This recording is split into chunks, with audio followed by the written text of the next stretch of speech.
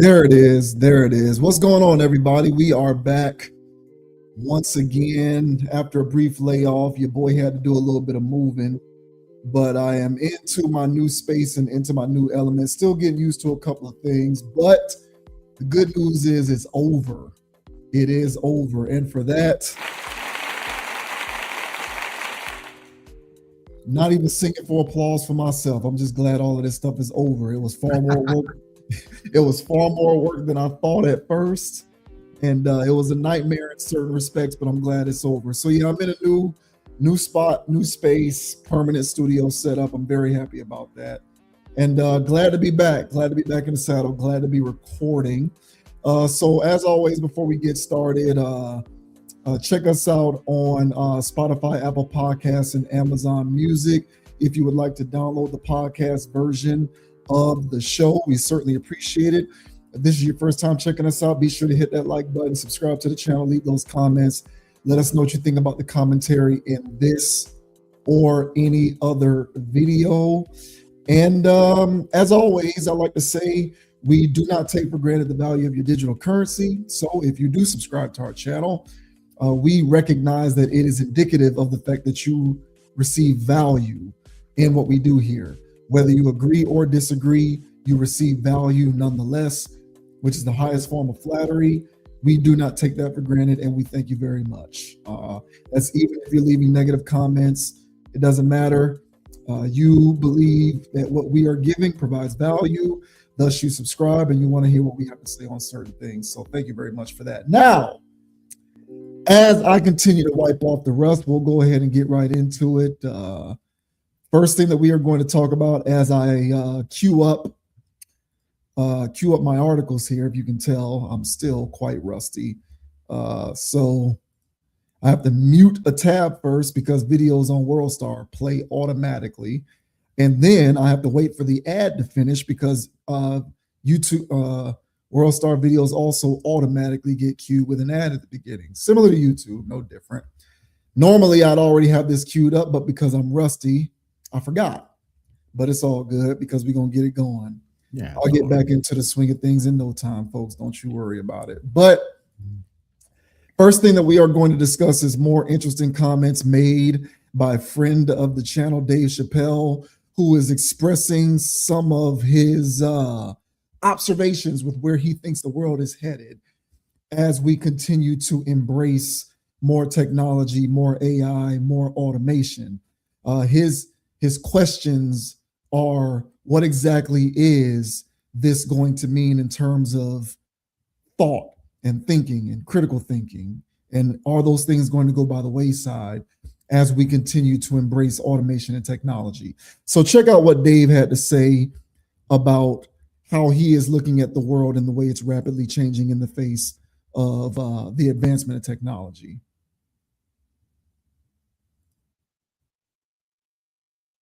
You know, it's funny. Okay, I was talking to a friend of mine the other day, and we were laughing about how no one really would know what to teach a kid now. What skill sets are going to matter 10 or 20 years from now as the world becomes automated and everything is just changing. So we decided that your character is your destiny. You know what I mean? Just like, you know, if you're a good person, that's pretty much all you can ask from anybody. And hope for the best. I don't know if anyone needs to think anymore. What do you mean by that? You're doing all the work for it? It's AI, it's quantum computing. It just seems like thinking is for poor people. It's a joke, by the way. I forgot where I was. but it's true. It's just like who's, you know, no one reads books anymore. It's just so different from when I grew up. All right. You know, there's Dave on that. Some of that video was a bit choppy on my end. Let me see here.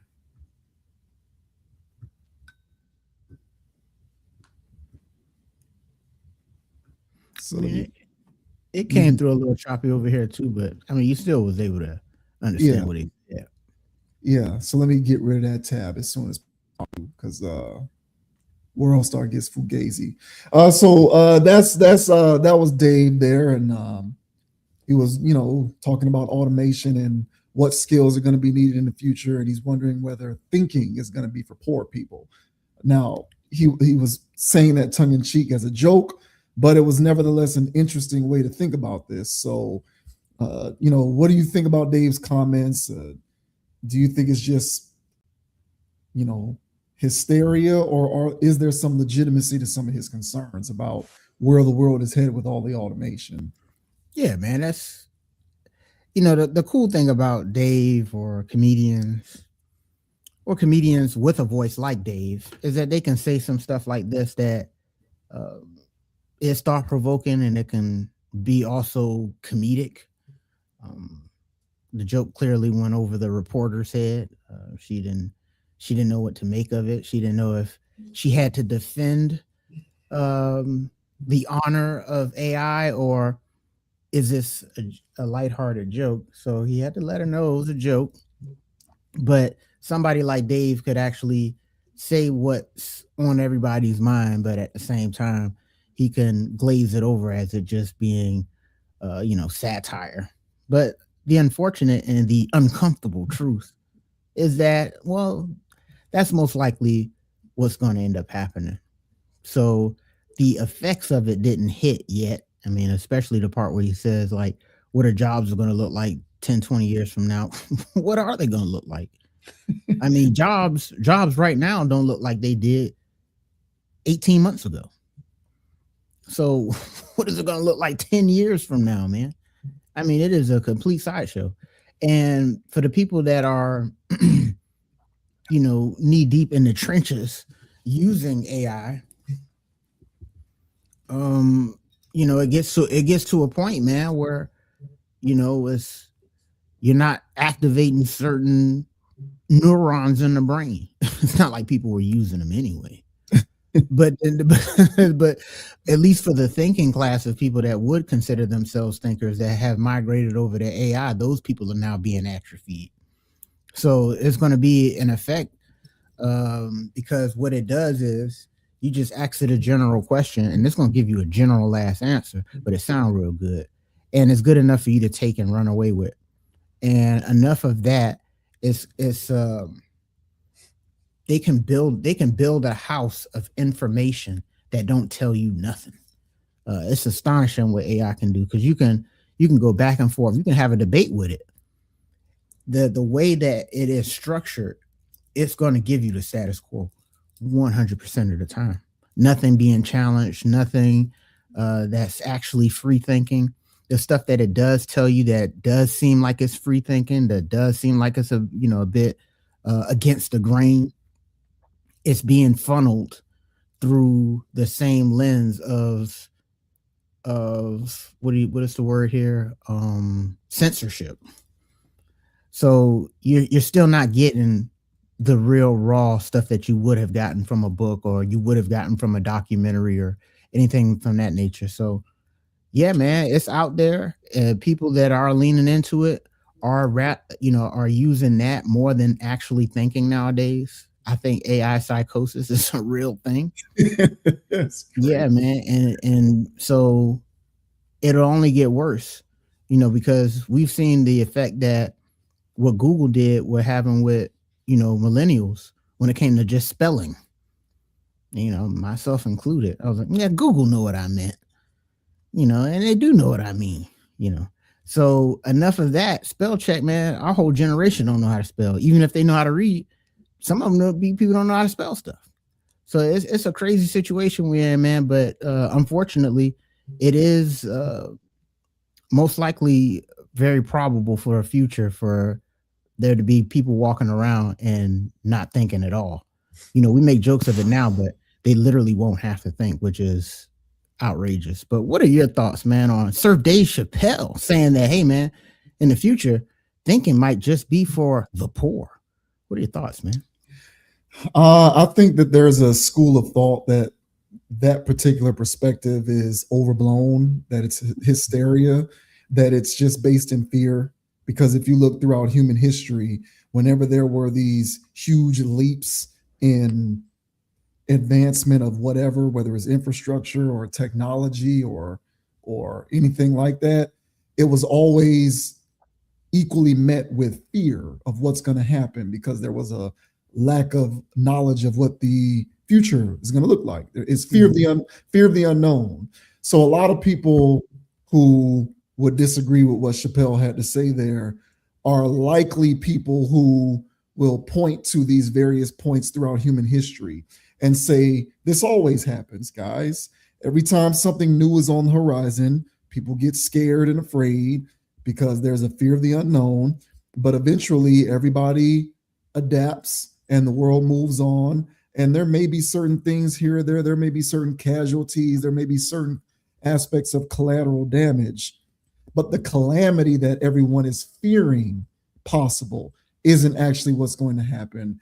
And to know that that's the case, all you have to do is look throughout human history and see that this happens every several hundred years or so, where things are moving at a rapid pace and people are freaked out and nervous and scared about it. I was actually in Iowa a couple of weeks ago for work. My manager, who for my current employer, he's all the way in on AI, all the way in. He's in love with it. He can't get enough of it. He cannot get enough of finding different ways for ChatGPT in particular to streamline all of his job and make it faster and easier and more efficient. He's in love with it. So he feels like it's better for mankind. He's all in on it. He loves it. And we actually, as a group, spent a considerable amount of time talking about AI and just kind of engaging in a roundtable discussion on what we think it looks like, how it may impact the industry that we work in, how it may impact any of our particular jobs.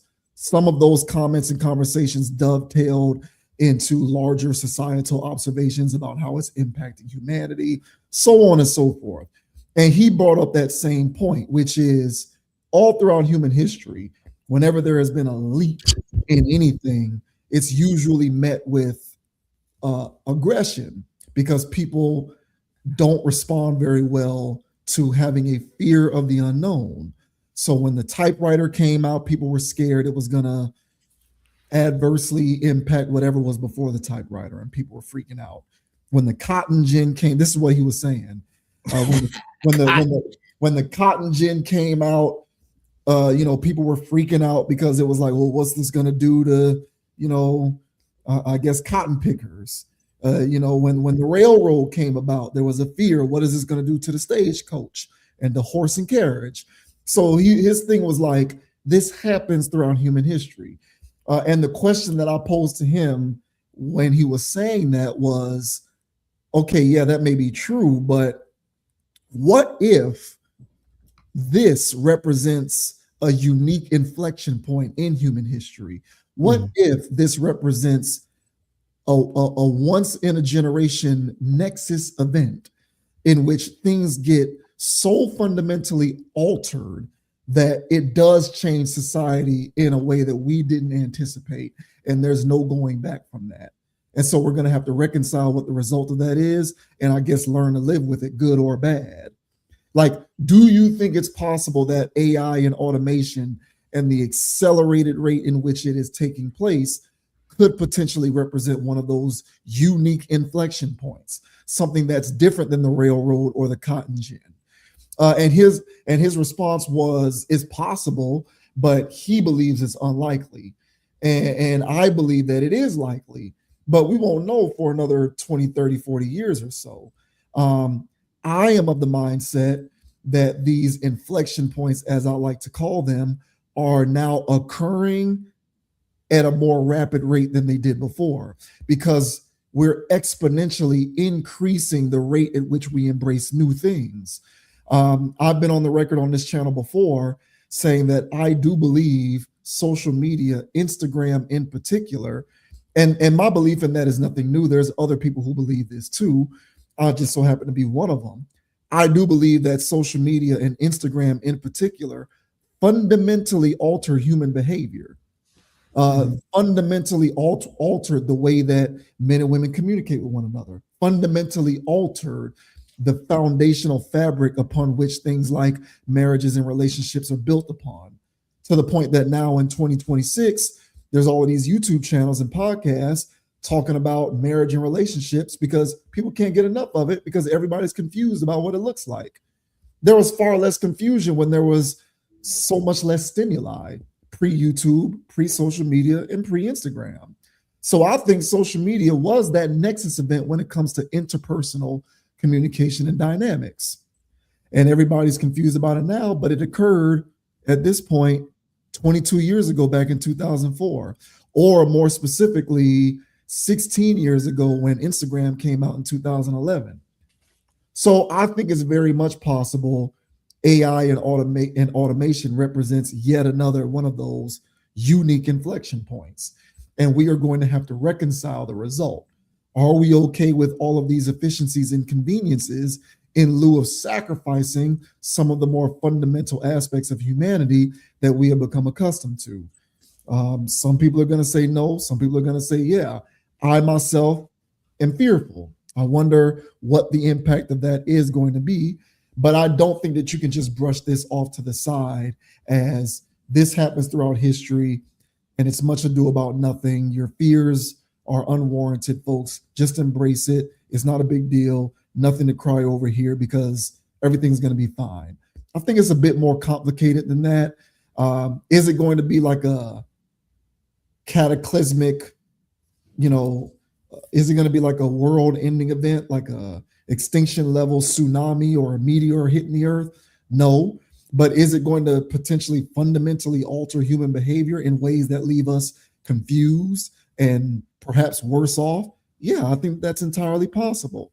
And if you want to include thinking and learning into that equation, I think that that's totally valid.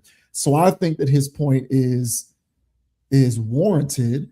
It's worth considering. And I think that it's irresponsible, in my opinion, to completely brush these types of viewpoints off as, oh, don't worry about it. These things happen throughout history and it's no big deal. Yeah. And I would have had questions too, but because that's such a one-dimensional thing. I mean, we're not talking about a tool here. We're not talking about simply just a computer. Like it's a whole everything. I mean, it's being used everywhere. So it's not just, it's not like an iPhone or anything like that, man. It's literally in everything. They're integrating it with all kinds of stuff. Now, but there is an element of this of ride or get rolled on. Yeah. And so you can sit there all noble if you want. And, I stand with humans. I do all of that stuff. And you can end up getting rolled on. Yeah. People that choose to use it. And so, yeah, man, so it's like an event, it's like a firearm. It's the first time anybody done made one of these, or they done made it, but nobody used it or whatever. Now, but these people are using it violently. And so you can sit there noble if you want. Okay, but they ain't gonna do nothing but come to your village with it. So you better learn how to use these things. That's the best way I can say it. And use it, but I mean, right now it's so aggressive. The push is so aggressive. Nobody wants any of this, and they don't care. I mean, they don't care at all. I mean, things are getting passed. People are having, town hall meetings. It's so cute. People pop up in the town hall meetings. They think their local government gives a damn about them. They don't care about you either. And I think this stuff is starting to prove all that too, man. With the rise of data centers and all this other stuff, people go to their local thing and they sit there in their town hall meeting. Some people get arrested for talking and speaking their minds. And it's just like, yeah, man, this is the same political system that everybody told us that, hey, man, just go out there and vote and have your representatives, do all your things. And it's like, well, now look at it. Now people got contaminated water everywhere. Now there's stuff drying up all over the place. This is deeper than just helping me, streamline my workflow. You know what I'm saying? Right now, what's end up going on is this is going to have its own cascading effect on more than just thinking that Dave Chappelle brought up. it's going to have this cascading effect on other areas and other arenas in life. So you got a choice to make. This is a nexus event. That I believe that, but you know, you heard those contrasting points of view, and people who are just all in on it just think that your fears are no different than people who feared the railroad. Yeah, man, that's what I'm saying. Fire! Yeah, it's like, come on, you could cook food with this. You could blah blah blah blah. Fire! You some primitive now. This transhumanist stuff. You know what I'm saying? This guy. I mean, why not read emails through thought at that point? Just go ahead and get your neural link or whatever is going on. Why stop now? You know what I'm saying? Go put yourself as you know, one of the first people to get under the knife for that stuff. I mean, you know, at some point, man, it has to be some level of you know, common sense that's used with this stuff. But all I say is that this is happening. There's a lot of people that's going to get left on the chopping block in life.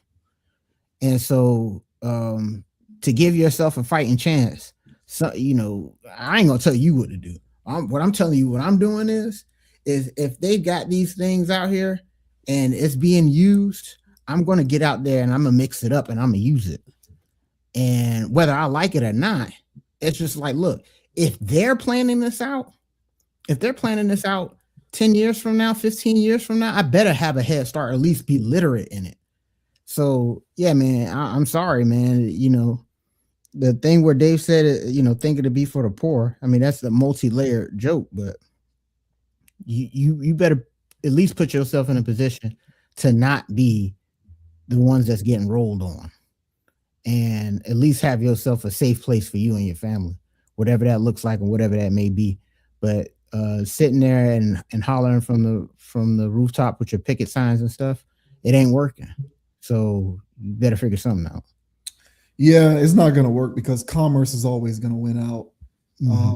So that's why the point that you made about, you know, the fragility of the political infrastructure, whether it's, you know, national, state, local, the fragility exists because at the end of the day, the commerce always wins out. That's why you can't really depend on people to look out for your best interests anymore, unfortunately, because there are so many of these new economies that are basically sprouting up in a moment's notice. And there's just every day represents a new opportunity to make millions of dollars. There's all these new all these new and emerging markets. It's limitless because these various technologies are creating all of these ancillary pockets of microeconomies that represent new opportunities for people to make more money. And everybody is in an arms race for economics and resources. Everybody. It doesn't matter what political leanings you have. It doesn't matter what your political sensibilities are. Everybody is in an arms race for economics and resources. Everybody. We all have that in common. So because that is the case, and because, to your point, you will get rolled on if you don't get in on that, you know, that quest to acquire these things. It's more and more difficult for anybody to see the humanity in any of these things, because the question becomes, how much should we prioritize the humanity inherent in any of this when we have such a responsibility to adhere to the need for the continued acquisition of resources and economics? And 9.5 times out of 10, if not 10 times out of 10, the economics and the resources always wins out. It always outweighs everything else. And this represents that. These microeconomies, AI, automation, it's creating a surplus of new and emerging markets for people to capitalize on. And because we are so incensed with the acquisition of economics and resources, the aspect of humanity that we want to pay more attention to completely goes by the wayside. So depending on others to look out for you who are in position to do so, like elected officials and local officials and all of these things, some of them may put up a good fight, but at the end of the day, the economics of the matter are going to wear down on them, and they're going to lose to that too. So it is what it is, man. I mean, we are on the fast track to just an arms race to acquire everything that we possibly can. Like the accumulation of this is accelerating every day, every week, and every year. And so I do think that we are in the midst of a nexus event throughout human history. And I think as we continue to advance the technology, it's going to get to a point where these nexus events no longer occur every 300 or 400 years. Now they're occurring every 5 to 10 years. And pretty soon they're going to occur every 6 months, where there's this new thing because it's all accelerated. So I agree with you. You're going to have to learn to adapt in the best way that you can. It's admirable to me for people to acknowledge the humanity in it and wonder where, human existence is headed in the wake of this stuff. But that viewpoint is always going to lose out in the wake of the commerce and the capitalism and the resources and economics. So you're just going to have to learn to adapt to it in the best way possible. But I don't assuage Chappelle's observations because I do believe that they are legitimate. Side note, he can also afford to have those observations because at the end of the day, he economically, financially is immune to whatever the future holds with this stuff. So even though he says that, and I appreciate it, he's immune to it because of where he is socioeconomically. But the vast majority of us out here, 70 to 85%, aren't immune. And so we can't afford to dilly-dally with wondering what the future repercussions are. You're just going to have to learn to adapt to it and use it as best you can. Yeah, man. Agreed, bro. So, shout out to Dave as usual. I haven't been watching many of his specials lately, but his interviews, man, he's still saying what the streets need to hear. So, shout out to Dave, man. And yeah, man, y'all be safe out here with this AI stuff, man. Like, I really don't know what stance to take other than this does look like an event in human history where, just look at world history and certain events where people just got rolled on. And it's just a footnote that thousands of people got unalived or thousands of people were illiterate or, 80% of the people was illiterate. It's crazy numbers out there. And they're just footnotes. They're just words in a paragraph. And whenever I'm reading, I'm like, golly, man, like y'all just breezing over these people like it ain't nothing. And in the grand scheme of things in world history, it is nothing. And for the people that's out here riding on people or you get rolled on, that's how they looking at the rest of the population. So you got to find out a way to not be a part of those footnotes in a paragraph 50 years from now that an AI is reading to a young person. Yeah. What I'm saying? AI and automation is literally just the next iteration of natural selection. Mm-hmm. It's a form of Darwinism. Mm-hmm. So those who are unable to adapt to that current are going to become extinct. They're going to die off. I don't mean literally die off, but you know what I mean. Yeah. So that's kind of how I feel about it. Like that's why I do believe it's an inflection point, because I think it's an opportunity to observe a particular aspect of natural selection happening in real time. Mm-hmm. So yeah, shouts out to Dave as well. But I hear where he's coming from, man, but it doesn't matter. Unfortunately, it doesn't matter. The economics are going to steamroll everything in its path. Mm-mm.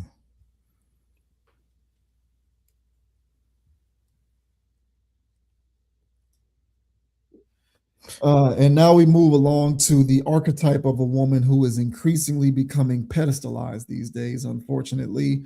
Anybody who is unaware of this particular situation, this woman here, her name is Daphne Joy. She was previously with 50 Cent. He had a child with this woman, which brings into question his judgment personally.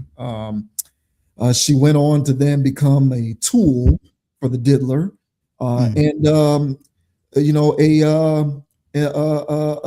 adult tape was allegedly leaked without consent featuring her at one of the Diddy parties. Now, the speculation is that it wasn't accidentally leaked, that this was, of course, orchestrated and planned and released on purpose. If you read the tea leaves on a lot of this stuff, that seems like the more plausible explanation here. I don't think that it is beyond the pale to assume that this was all orchestrated and intentional. And as things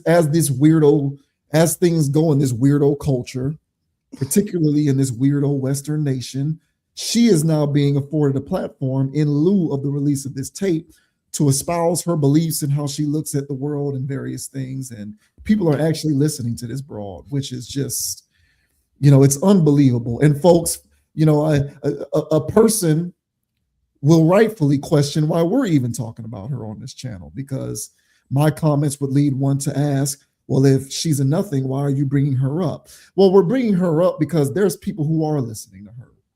We're bringing her up because she is being afforded a platform. And there are a lot of people who are plugged into the matrix who will pull up their phone or go to YouTube or wherever and watch this chick's interviews and give some veracity to them, some validity to them, which is the insane part about this. But here's this chick right now talking about how she likes certain men and how she likes to be treated. She was recently on she was on with DJ Academics, and then she's on this particular show. She's talking about how she likes it when men worship her, and she wouldn't be opposed to men being on a leash, things of that nature. So this says Daphne Joy has been making the rounds as of late after her sex tape with Diddy was leaked to the public. Originally, Joy put out a statement saying the tape was filmed without consent. However, she subsequently deleted that statement before going on media tours of sorts. She has done interviews with the likes of DJ Academics, and more recently, she was on the podcast Pillow Talk. This is a show known for interviewing adult entertainers and anyone adjacent to the industry. During this recent appearance on Pillow Talk, Daphne Joy spoke about the kinds of men she is attracted to. When the host suggested that women don't like simps, Joy revealed that she is the opposite. She notes that she loves men who worship her. In fact, she doesn't mind men who are submissive in the bedroom. I love obsession, worshiping energy. It turns me on for sure. Like kneel and like kiss my toes. Maybe be on a leash. It's fine. Some are going to find these recent media appearances to be quite cynical, given everything that has happened over the past few weeks. It's hard not to feel that way, although Joy is certainly free to operate however she wants. Given the leaked tape, there are various media outlets that want to speak with her, so it only makes sense that she would explore those opportunities. At this time, it is still unknown who leaked the tape. Some believe it was the other individual in the tape or perhaps a hacker. More cynical onlookers believe Joy did it, although there is no evidence of this. Either way, it does seem as though Joy will continue to be on these shows as long as hosts keep inviting her. And they will keep inviting her. Yeah. So there you go. She likes worshiping energy. I guess everything these days has an energy set. So yeah, kneel, kiss her feet, and maybe even be on a leash. She is the opposite of somebody who does not like simps. So what do you make of these comments from this human being? Unfortunately, she may qualify as one of those, but this is nothing but a demonic presence. You know what I'm saying? Inhabiting a human being. Yeah, I don't even know why this woman is getting her own press run. You know, and this is like, I mean, who the hell is she? I mean, you look at her, you go, okay, yeah, you know what I'm saying? I get it, I guess. You know, like, but why should I give a damn about her or what she has to say? You know what I'm saying? But like you said, she's in the algorithms. So there's people out there watching, digesting, and going, how can I get on this level? How can I get on this plateau? How can I sell myself and get more money? Because they're already selling themselves. See, there's already women out here selling themselves, but they selling themselves out for Chick-fil-A and Cheesecake Factory. You know what I'm saying? and some stuff off Amazon. They're trying to up their list, their trick list. You know what I'm saying? They want some real clientele. They want some real Johns. They look in the mirror and they think they look better than her. They're probably right. So what game does she have? And so now she gets a platform. Now there's women taking notes on how to be the most efficient thought. I mean, this is outrageous. So of course, somebody that's got slaughtered out by the likes of 50 Cent and Diddy parties, of course, she's deprived of morality or anything that is balanced in a woman. Of course, she wants a submissive man. You know, of course, she wants somebody on a leash. She's sick. But she's got a point. If you're living in the field of extracting money from a guy, the best type of guy that you may want is a guy that's so simped out that he would let you put a leash on him. You know, he would bark and ask for a doggy treat. You know, get weird. And but so here's a trade-off, ladies. Here's a trade-off. If he's willing to get that weird, he's also willing to get weird in other arenas. All right. So a lot of shows on YouTube and stuff like that where it's some guys that had some weird kinks and things went left. I mean, he worships you so much, he actually got overly jealous when he saw that you got other clients. Yeah. And he might have been cool with it first, but then things took a left turn when he really got invested. So you never know. So honestly, I don't think you should be doing that either.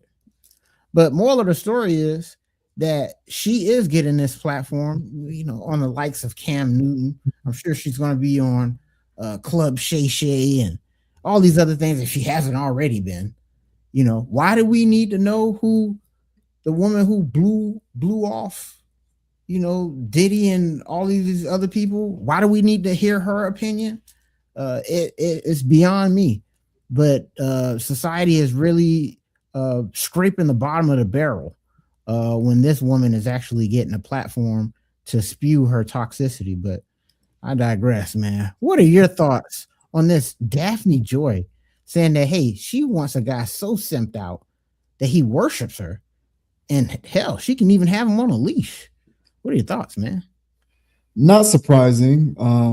I just hope that she doesn't, out of this, you know, other side of her mouth, get on a different show and start talking about how men aren't masculine enough, or men aren't aggressive enough, or where have all the real men gone? Why aren't men approaching me? Why don't men want to pay for stuff and all that? Because that's also going on too. And it's ironic because, you know, in the cultural zeitgeist, right?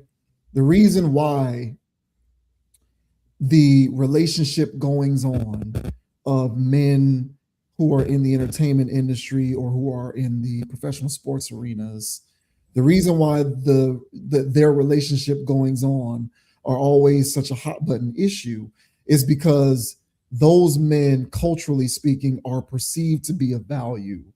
And what every woman wants to know is, how can I get myself into a space in which I am being courted by the likes of men of value? That's what I want. Every woman in 2026 wants to know that.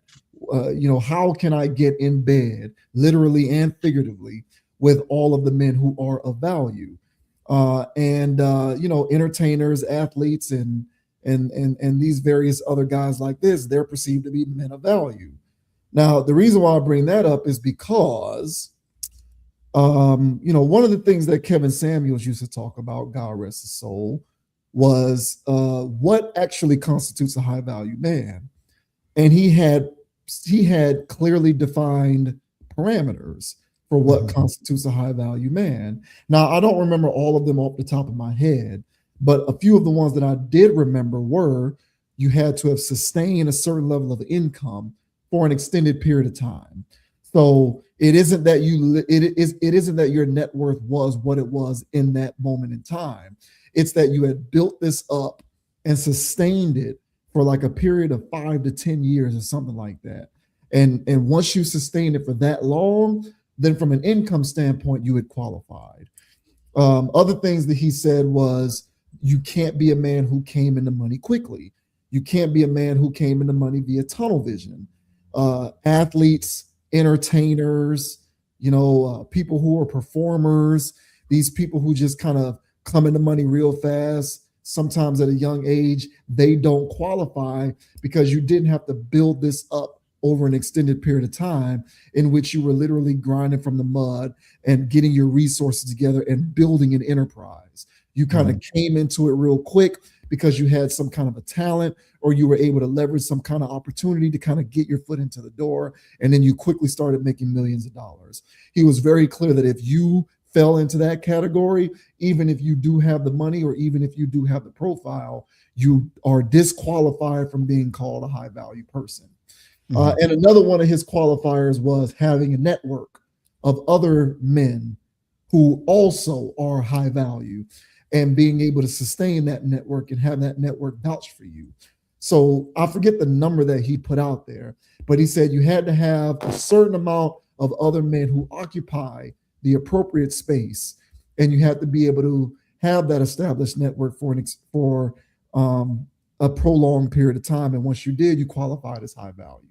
Now, the reason why I bring all of that up is because when you qualify legitimately as a man of value, you have developed and cultivated certain skills over the course of your life, socially, financially, behaviorally, which kind of puts you into a bucket where you're not going to be doing certain things like simping. So, you've developed an adequate amount of social skills and interpersonal skills and communication skills, because you need those skills in order to be able to acquire all of those various legitimate aspects of being high value. Like, you're not going to build the network. You can't acquire the income for the extended period of time. You can't build these things up if you are atrophied in some of these fundamental skills. So when you're over here in business world and you're doing your thing, you're not going to be the guy who Daphne Joy is paying attention to, because you're not going to be acquiescing to some of those behaviors. So that's the reason why she likes those kinds of men. When she speaks on liking men who are submissive and liking men who worship her, it's a no-brainer. She's dabbling in the entertainment industry, surrounded by a bunch of men who are devoid of the requisite skills to not be that. So of course she feels that way. That's the arena that she occupies. The danger inherent in her ideology is that it trickles down to every other woman who views those same kinds of men as men of value, when those men aren't really men of value. They just have profile and money. But because culturally speaking, we've identified and pinpointed those guys as men of value, they get coveted and pursued. And when you get with them, you realize he's devoid of all of the intrinsic qualities that you're looking for, namely not being weak, being handy, being socially equipped, being assertive, being aggressive, right? So these men lack these skills because you thought that they were men of value, and they're not. You've been fishing in the wrong pond your whole life because you've been socially brainwashed to believe that those are the men of value.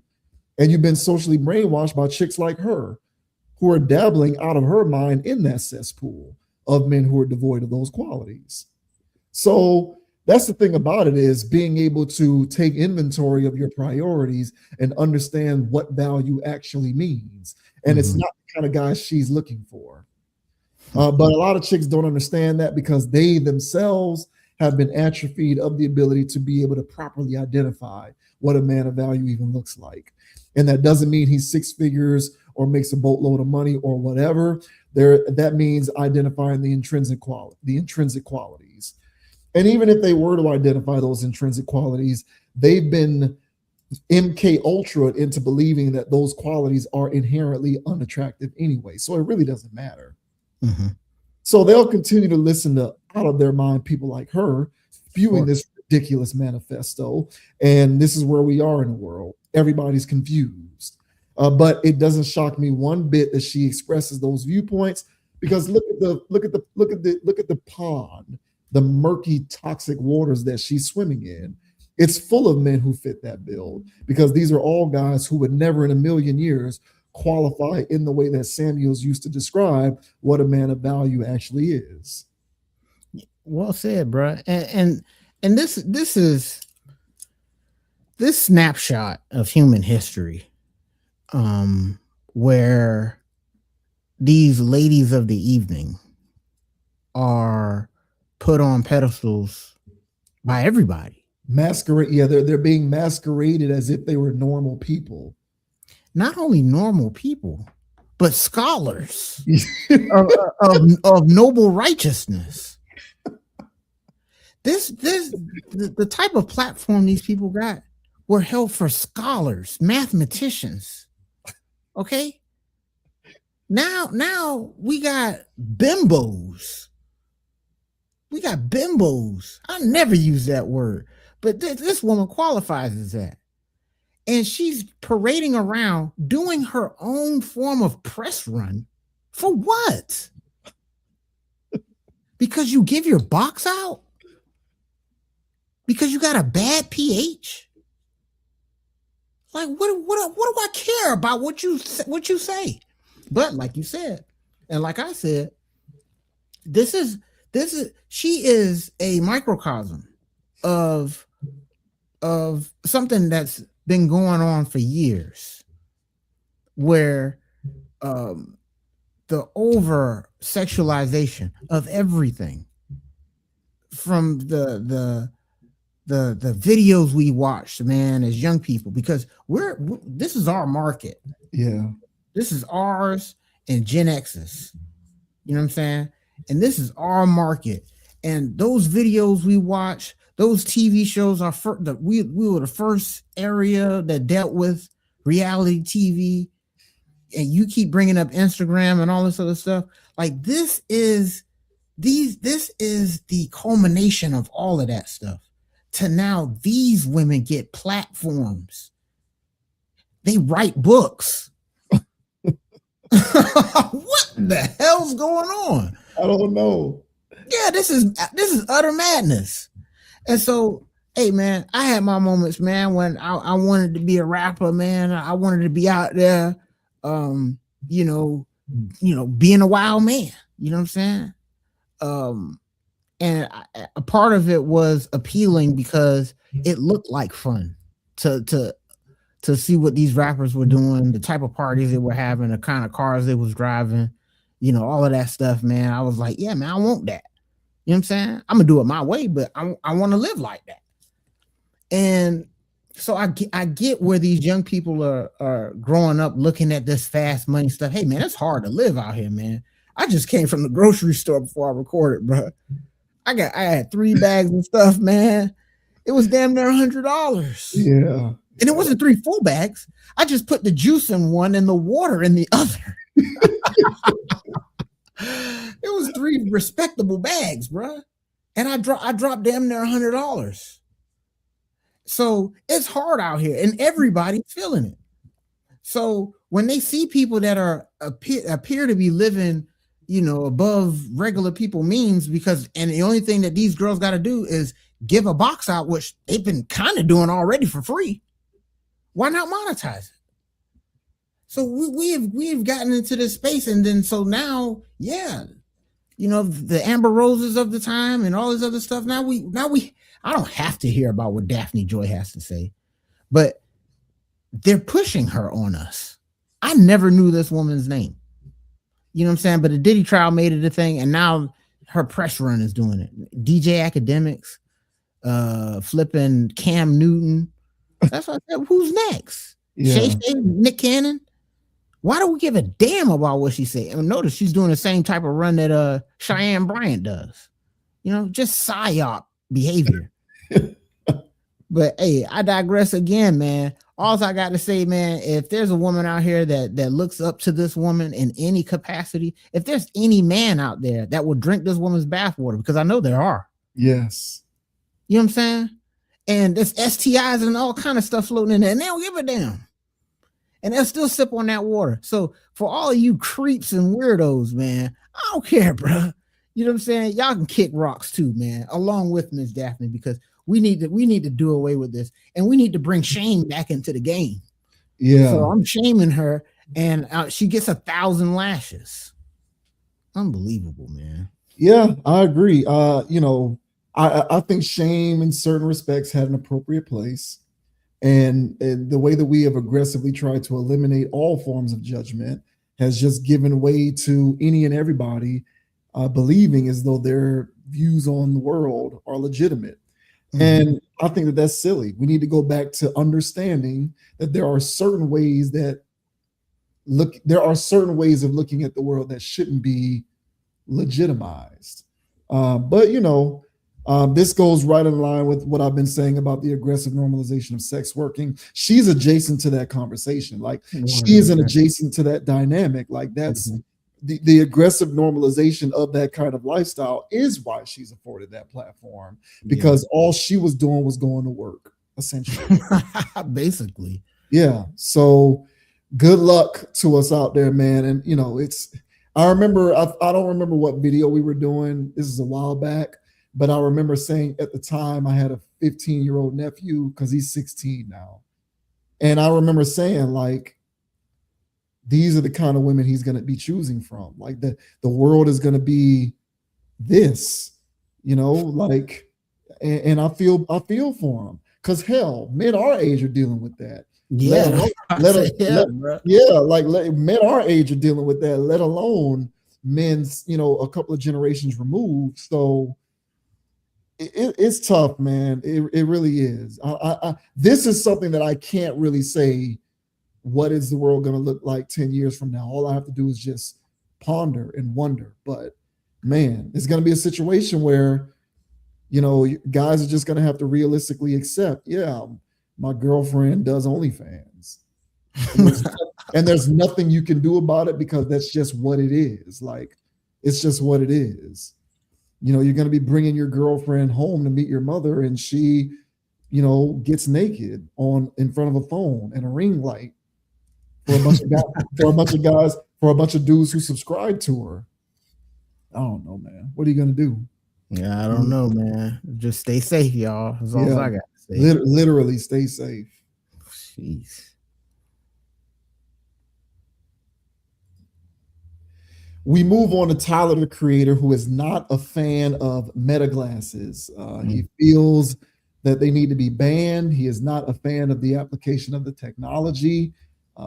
He doesn't like where it's going from the standpoint of privacy and the invasion therein. You know, he feels like anyone who wears them is a weirdo. He's just not a fan. He wants them to go bye-bye. So this says, Tyler, the Creator, says Meta glasses need to be banned amid privacy and consent concerns. Tyler, the Creator, is not on board with Ray-Ban Meta AI glasses at all. In a post on his Instagram stories, Tyler shared an article from Wired documenting the rise in nefarious uses of the wearable technology, which can record video from the wearer's point of view. Boo, Tyler wrote alongside a link to a Wired Instagram post about the article. Anyone who uses these glasses is a real weirdo. These things need to be banned. Ray-Ban, Meta, whoever, I will continue to complain about these. Meta CEO Mark Zuckerberg has been pushing the Meta Ray-Ban glasses big time, and it has become a convenient way to take videos, especially for content creators. The glasses, built in partnership with Ray-Ban parent company Essilor Luxottica, that's a hell of a company name, first launched in 2021 and have dominated the smart glasses market so far. As reported by CNBC, Meta recently announced a new set of Meta Ray-Ban glasses that will retail for $299, the cheapest pair to date. The increase in adoption rates for smart glasses has raised some concerns among critics, especially because of the hidden surveillance aspect of the technology. Tyler has already been outspoken about how much he doesn't like being filmed by strangers in public, critiquing a post earlier this year that showed surveillance footage of him browsing a bookstore in Mexico City. So annoying, just existing, living, minding your biz, and next thing you know is security camera footage of you just existing uploaded so folks can either prove they saw you or get some or get some engagement they crave. I understand the excitement, but the behavior is going to morph into everyone having footage or anything involving them uploaded for content. He's also been outspoken about the increase in data centers across the country, recently sharing a post about a South DeKalb neighborhood's fight against a proposed data center hub. Again, death to all data centers. The growth of water contamination is insane. Shocked how this is even a convo, but of course, every official looks out for their own pocket linings. So there's Tyler the Creator, I believe, is a friend of the channel. I think we've used him for content at least 3 or 4 times now, so he qualifies. So what do you make of his apprehensiveness over Meta Ray-Ban glasses? Yeah, I say tough cookies, bro. I say tough cookies, bro. I tell him to suck it up, man. Now, is his stance correct? I mean, do I think they're a little weird? You know, do I think you're a weirdo if you got them on? But my response to him and his complaints is tough.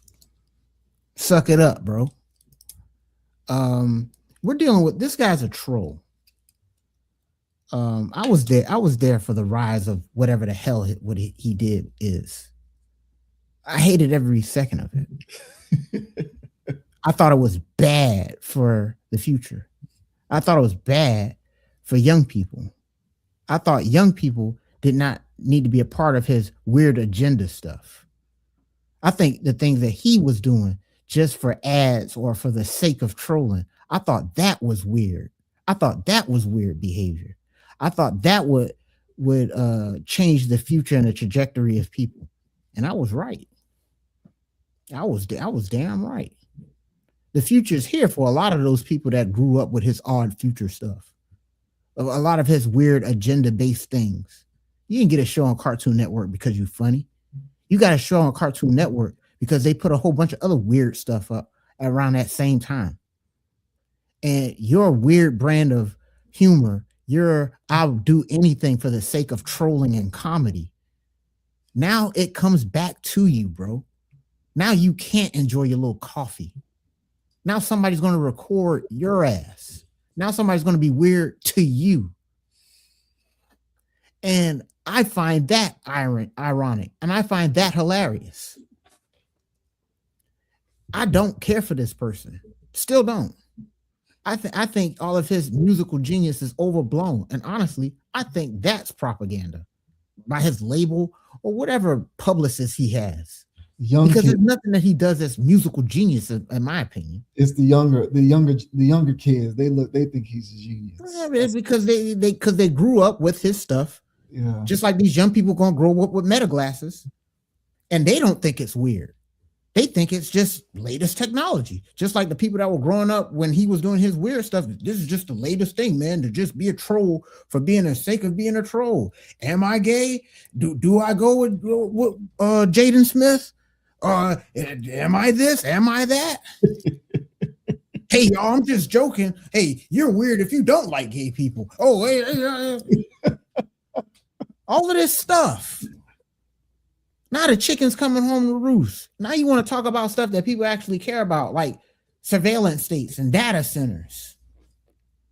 Yeah, but when people was up in arms about all that stuff that you were just trolling us about, that was just funny to you. So there's people out there on the other side of those Meta glasses that find your complaints hilarious. I'm not on either side of the fence with that. But what I can tell you is your grievance fuels me.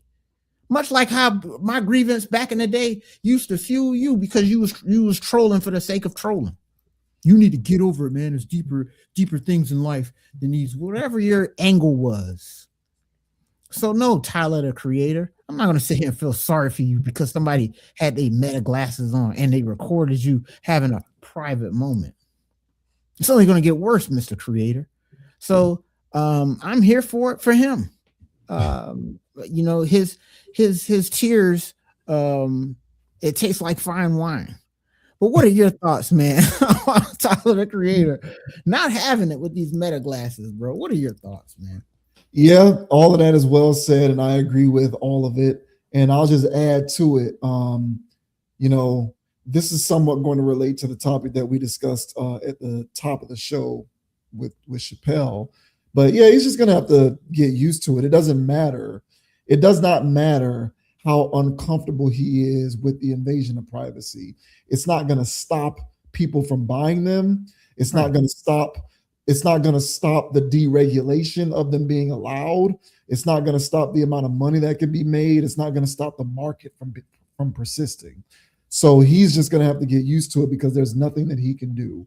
You know, it's become very clear to, I think, everyone at this point that it doesn't, you know, in the face of the acquisition of resources and economics and leveraging every possible new and emerging market to make the most money as possible, things like liberties and freedoms are being cared about less and less.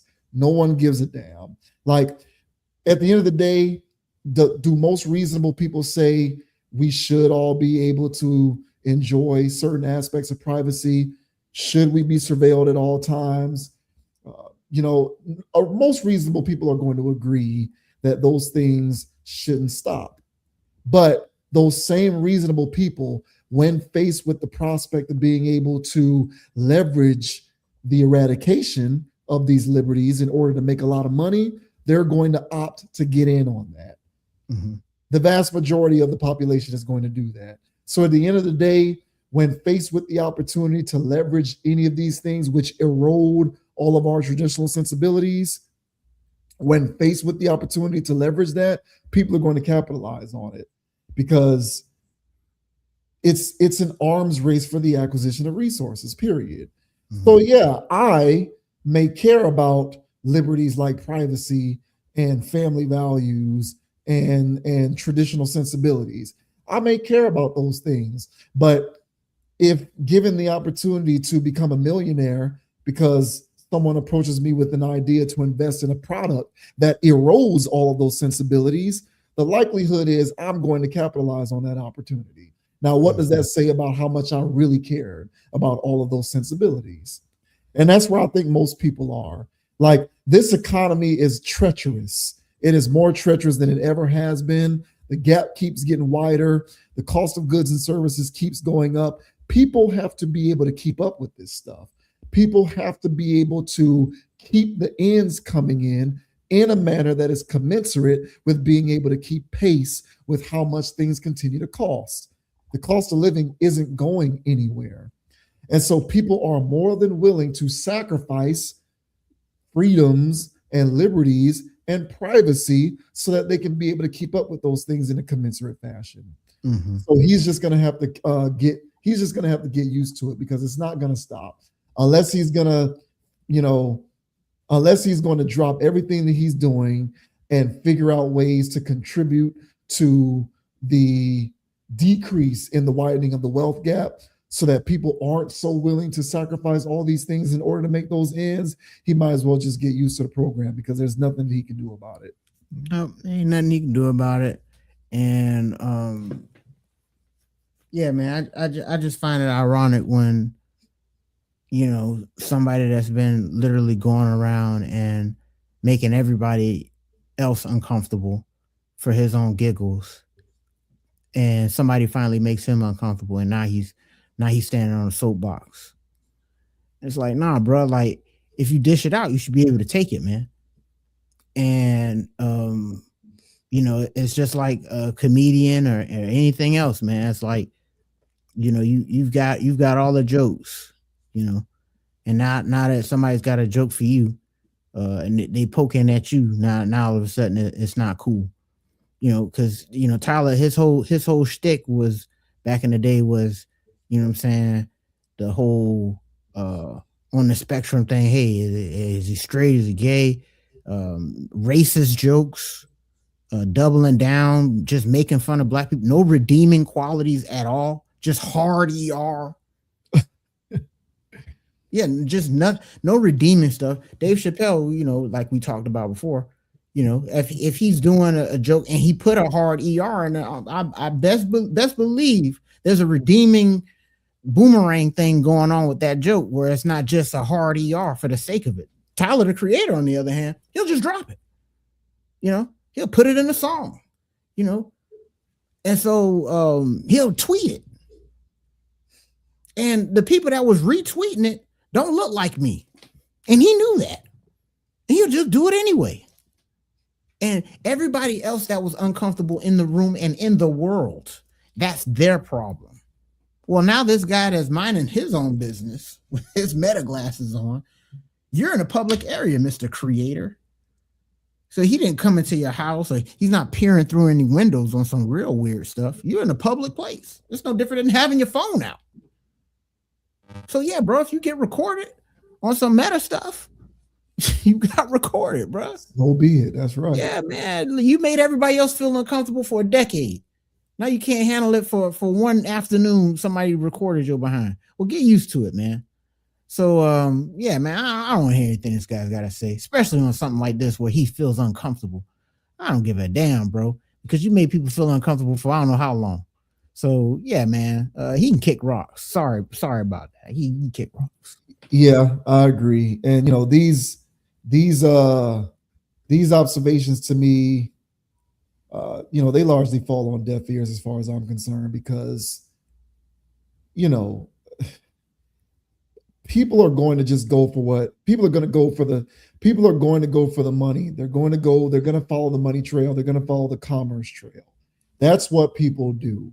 And unless he's living under a rock, or he is not as smart as he tells us he is, mm-hmm. He is very well and keenly aware of the fact that certain liberties and freedoms and sensibilities go by the wayside when people are given the opportunity to leverage things to make money that erode those very same liberties and sensibilities. He knows that. He has to. And if he doesn't, then he is not as smart as he's been telling the world that he is.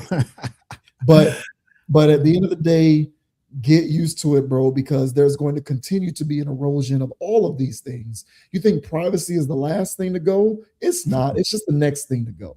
Yes.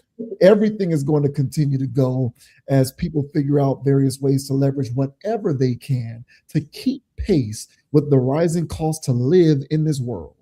So if you're uncomfortable with that, go ahead and give up all the money that you've made throughout your career and go live off the land. Some tell me that he's not going to do that, so he might as well just get used to it. Yeah, well said, bro. So hey, man. So shout out to everybody out there that that wasn't a part of this fiasco. This Tyler the Creator psyop, man. I'm sorry, bro. Like, this guy's not I'm sorry, he's not a real guy to me. Yeah. So shout out to everybody that's not buying the hype, man. Yeah, for real. Yeah.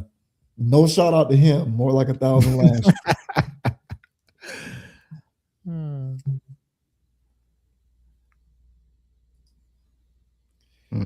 Oh boy. Speaking of lashes, we move on to I don't know. Right now, it's looking like former NFL player Terrion Arnold. I actually liked Terrion. I thought it was pretty good. I felt as though he was one of the principal reasons why the Lions were good. And I think he's from the crib too, bro. I think he's from Tallahassee. He's definitely from Florida. I don't know where specifically in Florida. He's from Tallahassee, man. Oh, okay. Well, yeah, there you go. But it's not looking good for him, man. Terrion Arnold. He's facing robbery and kidnapping charges. He's been released by the Lions, so he is currently not on a roster, which anybody could have anticipated that given the seriousness of the charges that he faces. But he's been released by the Lions, and he is looking at facing his day in court. Of course, his legal team has declared that he is innocent of all of this, but it's stemming from an incident in an Airbnb, and he is alleged to have been a part of orchestrating a robbery and kidnapping, incident in which individuals he thought were involved in an initial burglary of an Airbnb that he stayed in it was an attempt to get back at these people. But it's kind of blown up in his face, and so now things are looking pretty bad for him. So this says Lions released Terrion Arnold following kidnapping and robbery charges. Most NFL teams often wait for the legal process to unfold before making major roster decisions. That's actually not true. They actually release you first. The Detroit Lions chose a different path on June 29th. They cut ties with DB Terrion Arnold just hours after a Florida judge set his bond in a criminal case that now threatens both his freedom and his football career. Arnold was released by the organization less than a week after surrendering to authorities in Hillsborough County, which I believe is in the Tampa area, Hillsborough County. He is facing multiple felony charges, including 4 counts of kidnapping and 4 counts of armed robbery. During Monday's hearing, a judge set his bond at $1 million while ordering the former first-round draft pick to surrender his passport and avoid contact with the 6 other defendants named in the case. According to CBS Sports, prosecutors had asked the court to hold Arnold without bond pending trial, but that request was denied. The allegations stem from a February incident that investigators say began after more than $250,000 worth of cash and valuables disappeared from an Airbnb Arnold had rented with friends in Florida. Rather than waiting for the investigation to run its course, authorities allege Arnold helped orchestrate a plan to lure 3 men to an apartment where they were assaulted. The men were said to have been held against their will at gunpoint, pistol whipped, and robbed after being suspected of the original burglary. Prosecutors contend Arnold coordinated the operation remotely while communicating with the others through a group chat and live video feed. These allegations in his case will ultimately have to be addressed in court. Arnold turned himself in on June 24th following a months-long investigation that resulted in the arrest of 6 additional suspects before charges were filed against him. If convicted, the charges he faces carry the possibility of life in prison. This places both his future in football and the criminal case under intense scrutiny. Moreover, Arnold's legal team released this statement to the Detroit Free Press. Terrion Arnold categorically denies any involvement in the matters underlying the allegations made against him and maintains his innocence. There is no credible evidence linking Mr. Arnold to these allegations. Instead, the government appears to be relying on testimony from multiple convicted felons who have admitted their own involvement and may have substantial incentives to shift blame in an effort to lessen their sentences. Mr. Arnold looks forward to his day in court and his confinement and is confident that the judicial process will lead to his ultimate vindication. So he's down bad currently. This looks pretty bad. So what do you make of this evolving situation with Terrion? This when I first heard this story, man, this is probably one of the dumbest things I've ever heard. At least for domestic violence, which I don't condone, I get that from the standpoint of these Negroes got CTE, and they dealing with, a lot of them are dealing with street women, slurs. And it's cheating, it's backhandedness and stuff, and so you're dealing with a meathead CTE football player. His first reaction is to put hands on.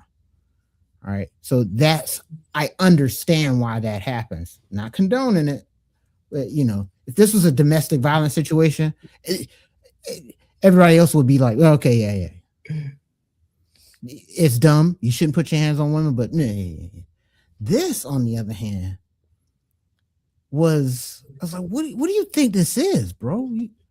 You watch too many Power episodes? Yeah. Yeah, he listened to one too many rap songs. He kind of what it sounds like. You're part of the power universe. Yeah. Is that what this is? I saw a clip, man, because people resurfacing stuff. So he's with the Lions. So he was with Amon St. Brown on the podcast. And Amon said, "Hey man, how was it, growing up in Tallahassee, man?" He was like, and bro was basically like, bro, it was either rap, play football, or death. Amon was like, bro, Tallahassee ain't like that, bro. then this guy doubled down. He was like, yeah, bro, it really is. It's like, bro, come on, man. And I ain't trying to talk down on Tallahassee. It's just that it's got its wildness to it, like every city does, but that's not the scenario there, man. It can be your scenario. That can be your worldview if you're too much into rap. If you do think this block right here, it don't get no more block than this. It's like, bro, there's more trenches than Tallahassee, bro. So again, I'm not trying to downplay Tallahassee. I'm not trying to say that, dudes from Tallahassee is soft. What I'm saying is that it ain't like Tampa. It's not like Miami. It's not like places in Georgia. You know what I'm saying? Like Tallahassee is chill. It's got its rough stuff, but it's chill. So for him to grow up and go to Alabama, go to all those practices, do all of that stuff, get drafted, play in the NFL, and you trying to get it back in blood? What are you doing? I don't mean to laugh, but that was funny. Yeah, what are you doing? What point are you trying to prove to who? People thinking you lacking because you called the cops? They're gonna think you're a snitch because you filled out a police report? You're a millionaire now. You don't have to do that stuff anymore. So at this point, bruh, I'll holler CTE. You know what I'm saying? Like, I'll plead some form of insanities. Because this won't be seen as an act of a passion of whatever, because there was a lot of premeditated stuff going on here. I mean, he planned it out. He was on a flipping live feed and stuff like that. And of course, those people that's in that circle are going to snitch on him. So his best bet and his attorney and stuff like that is to holler some form of insanity, due to football trauma, so he can try to get out of this, at least the time served. But this is just really dumb. I can't, and I don't call things dumb.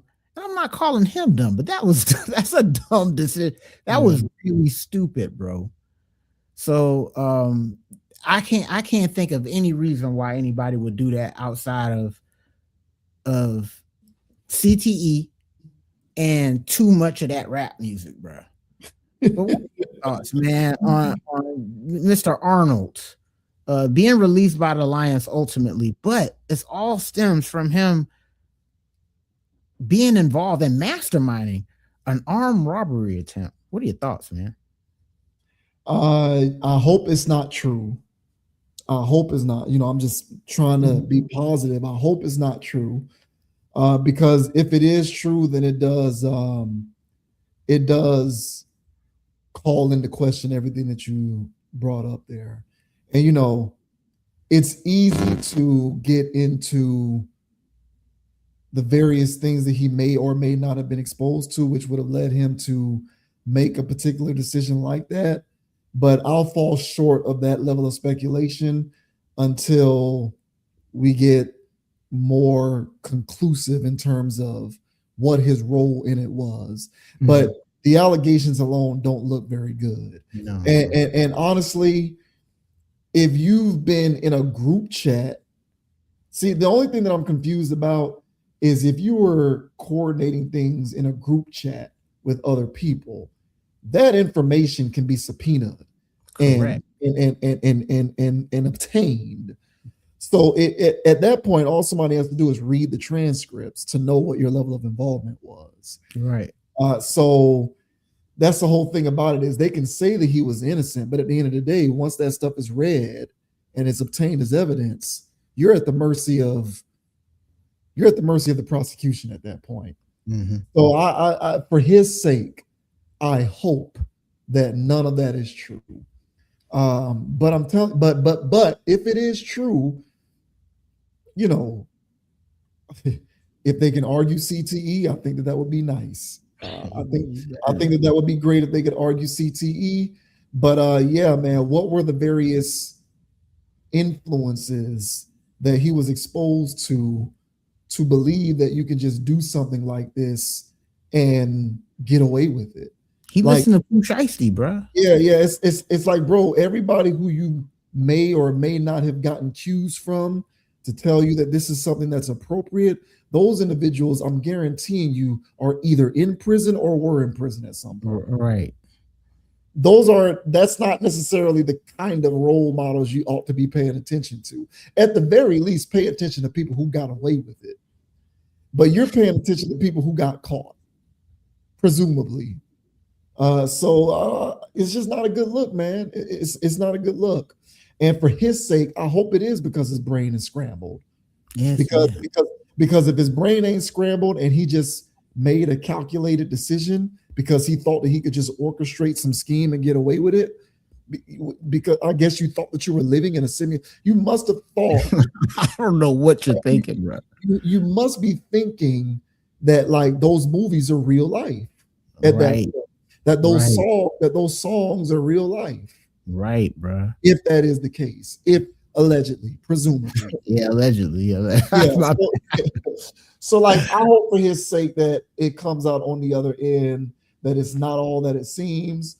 But if they obtain those transcripts and it looks like he was sitting there texting these dudes like, we gonna, catch these dudes, set them up, and get our money back, it's not looking good for him, man. You can scratch, it's like,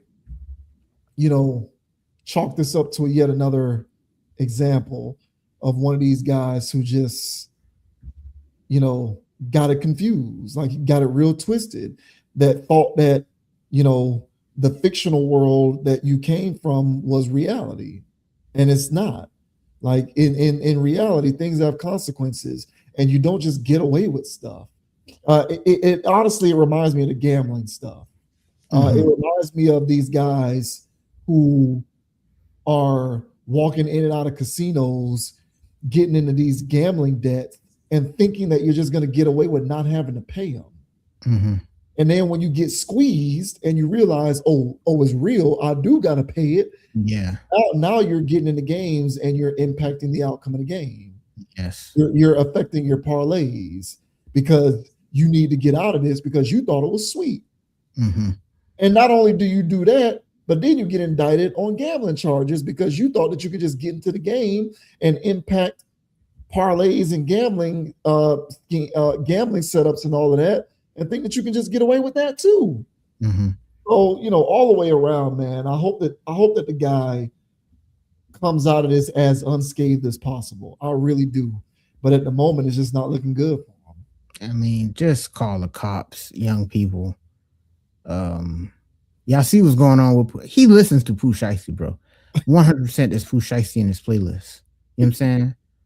And first day out, he's listening to that. That's how he lock in before the game.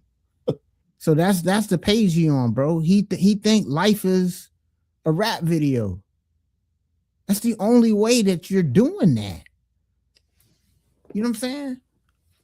So, I mean, bro, you make it out of Tallahassee to get a scholarship to Alabama. That means you were playing football. Yeah. That means you was practicing, bro. You was at Alabama practices. I mean, you played in big games. You got drafted. What the hell, man? You know what I'm saying? So you are taking advice? If you are taking advice from dudes that never set foot on the field to practice, they ain't never had to do those drills. They ain't never had to. I mean, I don't understand it. That's the part about this that I said, no, he's got CTE, bro. He's got it. It's active now. You see what Brandon Ayuk's doing? Yeah. It's activated. Yeah. Flipping, you saw what happened with Chris Johnson? Yeah. That's I real mean, sad. Yeah. come on, look what's happening right now. Chris Johnson's our age. Yeah. And he's withering away. And you look at footage of him 2-3 years ago, he's healthy as an ox. Yeah. It's football.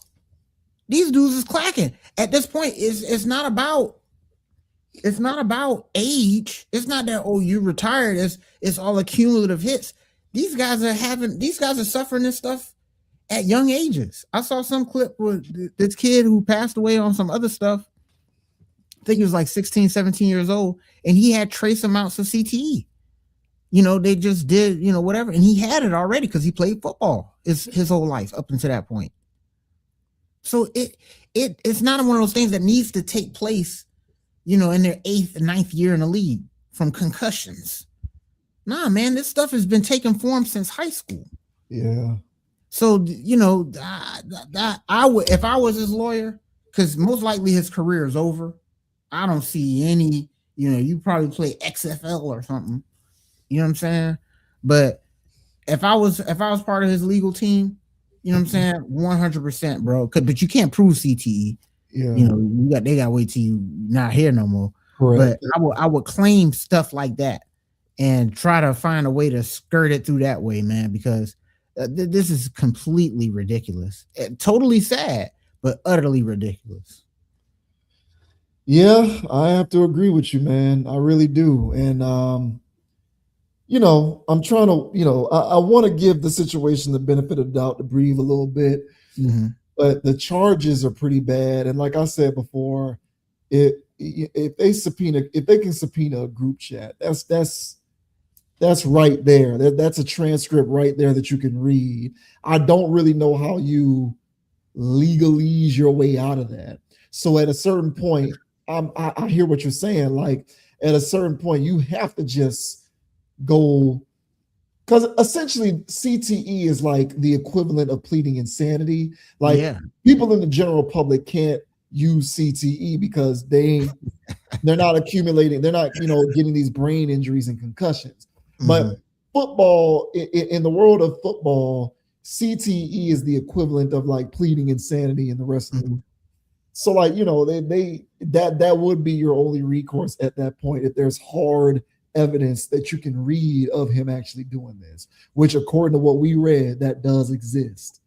So, I just hope I hope he makes it out of this as unscathed as possible. But bro, man, like y'all can't be thinking that Scarface is just real. Like this ain't Carlito's Way. Like you said, like these ain't episodes of Power. Like they're movies, bro. Like this music ain't real. Those guys went to prison. They didn't get away with this stuff. So good luck to the guy, man. But it ain't looking good right now. Yeah, and shout out to Tallahassee, man. And shout out to that young man, bro. I don't know what's going on, man, but I wish him the best, honestly. That's insane. It is. That's tough, bro.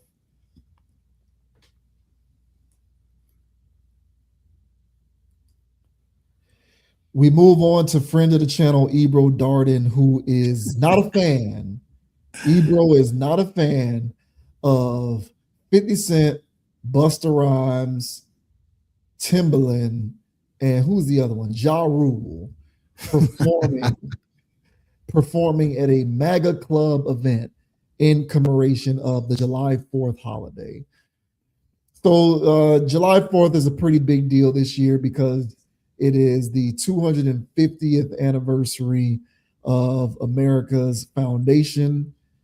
And there's a lot of things going on. There's a lot of people. It's a little extra this year. The fireworks shows are going to be extra.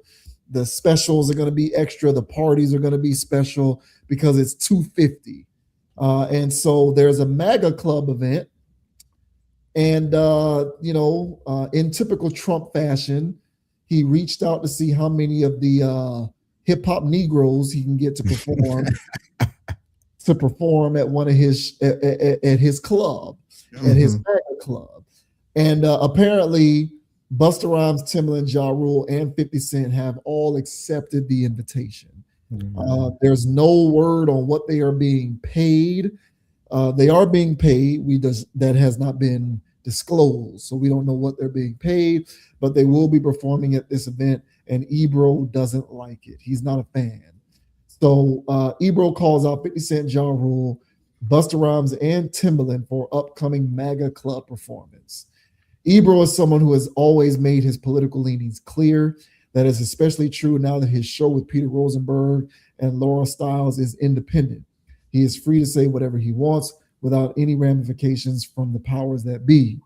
Throughout his time on the airways, the radio host has been particularly critical of Trump and the MAGA movement as a whole. Quite frankly, there is a lot to criticize when it comes to the current president and those who surround him. This weekend, July 4th, will mark the 250th anniversary of the U.S. To celebrate, Trump is hosting some musical performances at his private club. Well, this is Don Jr. Donald Trump Jr. is hosting some musical performance at his private club. 50 Cent, Ja Rule, Busta Rhymes, and Timbaland are set to perform. On his show, Ebro spoke about how disappointing this is, especially when you consider the kind of crowd Don Jr. is going to bring in. So here is the exchange between Ebro and what's this guy's name? Peter Rosenberg. They are going to talk about this whole thing. I don't like it. Let's just start there. I think it's whack. And these other names, how about? I think it's whack for all of y'all. Ja Rule, Busta, 50, Timbaland. I think it's trash. I think it's whack. I think it's trash. And I know y'all don't need the money. So let's put that over there.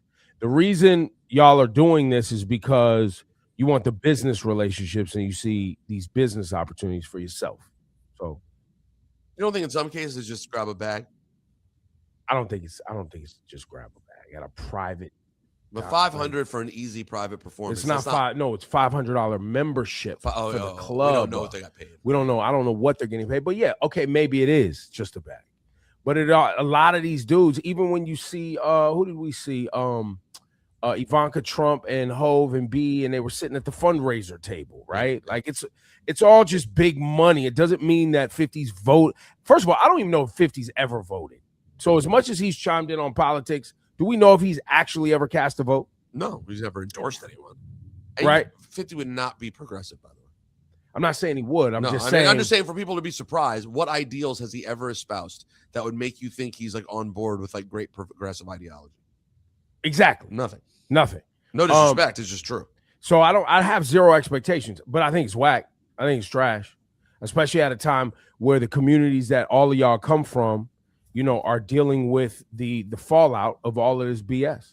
That's really the piece for me. Well, and think about the people there celebrating it.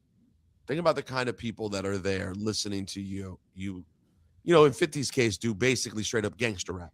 Think about like the kind of people that are enjoying it. Like that's literally that what part of the game? If he only does 21 questions and in the club, okay, fine, cool. But once you start going, if you do What Up Gangsta at Don Jr.'s club, doing What Up Gangsta, you played yourself. He's doing. What up, thug?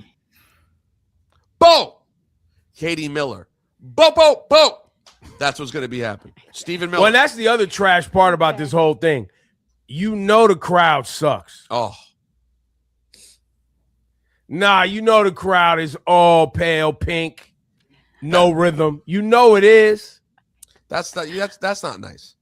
There are many whites who have enjoyed 50 properly. No, I said that crowd. I know, but that's why it's not even about their race. That's cheap. I didn't bring up race. I brought up complexion. Yeah, real slick there, Ebro. Not only will the crowd not care for hip hop, but they also are likely to be openly hostile towards it. In Ebro's mind, that should be enough for people like 50 Cent to stay away from the event. Ebro certainly isn't the only person disappointed in these hip hop legends. For the most part, fans are just disheartened to see the Trump administration gain legitimacy from hip hop heavyweights. While some artists may have a change of heart and drop out, that does not seem likely at this juncture. So, do you think Ebro has a point with how disappointed he is with these guys who are performing at this MAGA club event? Nah, I mean, if you if Ebro has been paying attention and you look at any of those names on that list, which one of those guys will actually stand in 10 toes their entire career? It don't have to be about nothing political. It could just be about social dynamics, you know, the types of music that they make, the type of content that they make for our community. You know, none of those guys stand 10 toes. You know, 50 has the best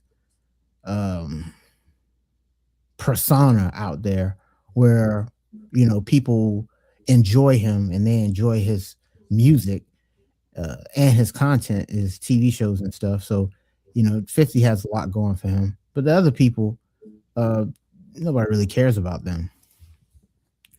But if he's been paying attention, 50 Cent has been selling this out since he started.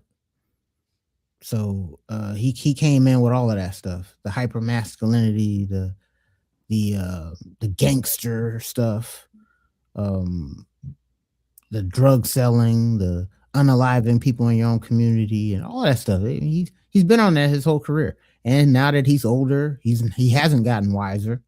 At least when it comes to that, he just doubles down and triples down with all of his ratchet TV shows. Ja Rule, give me a break. I mean, that guy needs anything he can get. Busta Rhymes is an absolute clown. All right, him and Spliff Star need to go ahead and get married. We see what's going on right now with Timbaland. All right, he's completely bent the knee to the AI merchants out there. So he doesn't care about musical integrity or nothing like that. So which one of these people have a backbone? None of them. So of course he was tapped by, you know, Donald Trump Jr. to jigaboo on stage. Why not? It's just a check for these guys. And one of the things that Ebro said there was like, see, y'all not doing it for the money. Y'all doing it for relationships. Okay, relationships for what? More money? Yeah, Negro, this is their jobs. What do you think? You think these people going platinum now? You think these people selling out arenas? They need to make their money. So it's not that I'm justifying this, but what I'm saying is you can't expect the guy that's been tap dancing his entire career to all of a sudden have a backbone when it's dealing with blatant, whatever you think, racism and all this other stuff. It doesn't matter. These guys been tap dancing their whole career. They just got to change their shoes this time. You know what I'm saying? And so, yeah, is the crowd going to be stiff and stuff like that? Most likely. But they don't care because that check, once that check clear, you know what I'm saying? They can pay for their house and they whatever they need to. So it's rare that I come to the defense of a Ja Rule and Busta Rhymes. But if you're dealing with, if clowns are doing clown stuff, I'm gonna defend the clown. What you calling out the clown for? You look like the clown. But what are your thoughts, man, on Ebro hammering this list of people attending the MAGA party? What are your thoughts, man? He just hates Trump. Ebro just hates Trump. And I guess this whole idea about, you know, what people are willing to sacrifice or let go in the pursuit of commerce, that's a running theme with me throughout tonight's show, because I feel the same way about this situation. See, to Ebro, defying Trump and everything he stands for is the most important thing. So to him, everybody should be responsible for fighting the good fight and seeking the greater good, which is defying Trump. But what he, much like Tyler the Creator, needs to accept, because I'm pretty sure he knows this, he's probably just unwilling to accept it. But what he needs to accept is, it don't matter how much you hate Trump. It does not matter how much you despise Trump. It doesn't matter how much you think Trump is bad for the world. If people recognize him as opportunities for commerce, as opportunities to acquire economics and resources, they are going to deprioritize all of this other stuff that you think is the most important. So you think fighting against the racists is more important than anything. You think fighting against the guy who's against disenfranchised communities is the most important thing. And those things are important, but we are living in a world where people are willing to let everything go if it means the accumulation of more resources. So you may care about those things and they may speak to your sensibilities, but those other people, Timbaland, Ja Rule, 50 Cent, they are capitalists. They are driven by commerce. Most people today are driven by commerce. And there are very few things that most humans today aren't willing to compromise in the pursuit of that commerce. It just is what it is. So yeah, Ebro, you think everybody should be above that because you look at Trump as like the modern day Darth Vader. And I get the sentiment. Not everybody sees it that way, bro. As much as you think it's a black and white issue, it ain't the same black and white issue to everybody else. A lot of people out here are willing to let Trump slide on a lot of this stuff if it means it gives them an opportunity to acquire more economics and resources. So Tyler, the Creator, hates Meta because of the glasses thing. He feels like he feels some type of way about it because of the threat that it poses to privacy. People don't give a damn about that. They will leverage that threat to privacy if it means they can make $1 million. Yep. People today will leverage whatever bad things you think Trump represents if it means they can acquire $1 million, if it means they can make $1 million. This world is entrenched. 2026. The 2026 Western world is all about economics and resources, morals, values, integrity, ethics, all of that stuff is deprioritized in the pursuit of those things. Yep. So yeah, they will perform at that thing. You think they should look at the greater good and say, no, I'm going to rise above this. No, they're not. They're not. You might do it and you can go ahead and keep fighting that good fight. But people are trying to make sure that they can keep up in a manner that's commensurate with the way that this world is aggressively topping out on the cost of living, period. And that includes wealthy people. Wealthy people, you know what they want to do? Stay wealthy. They want to keep it that way. So yeah, they may think Trump is a jerk. They may think he represents a lot of bad things in the world. But if they feel as though working with him in some capacity, being associated with him, being affiliated with him means that they can leverage future opportunities because that's what this world is, an arms race for economics and resources, then they will let all of that stuff go by the wayside. And Ebro is going to have to accept that. Just like everybody else out here who thinks that it's beyond the pale to even consider associating with him in any kind of way is going to have to accept that. And the point that he made about the crowd, he can miss me with that. That point that he was trying to make about, the crowd's going to be whack and they're pale and pink and whatever he was saying. Dude, what do you think the crowd looks at? What do you think the crowd looks like when these guys go and perform at Bonnaroo? Like Bonnaroo is a freaking music festival in the middle of nowhere. You think it's a lot of black people out there? Like, who do you think purchases the majority of the registrations to any of these music festivals? Point them out. Coachella, Bonnaroo, South by Southwest.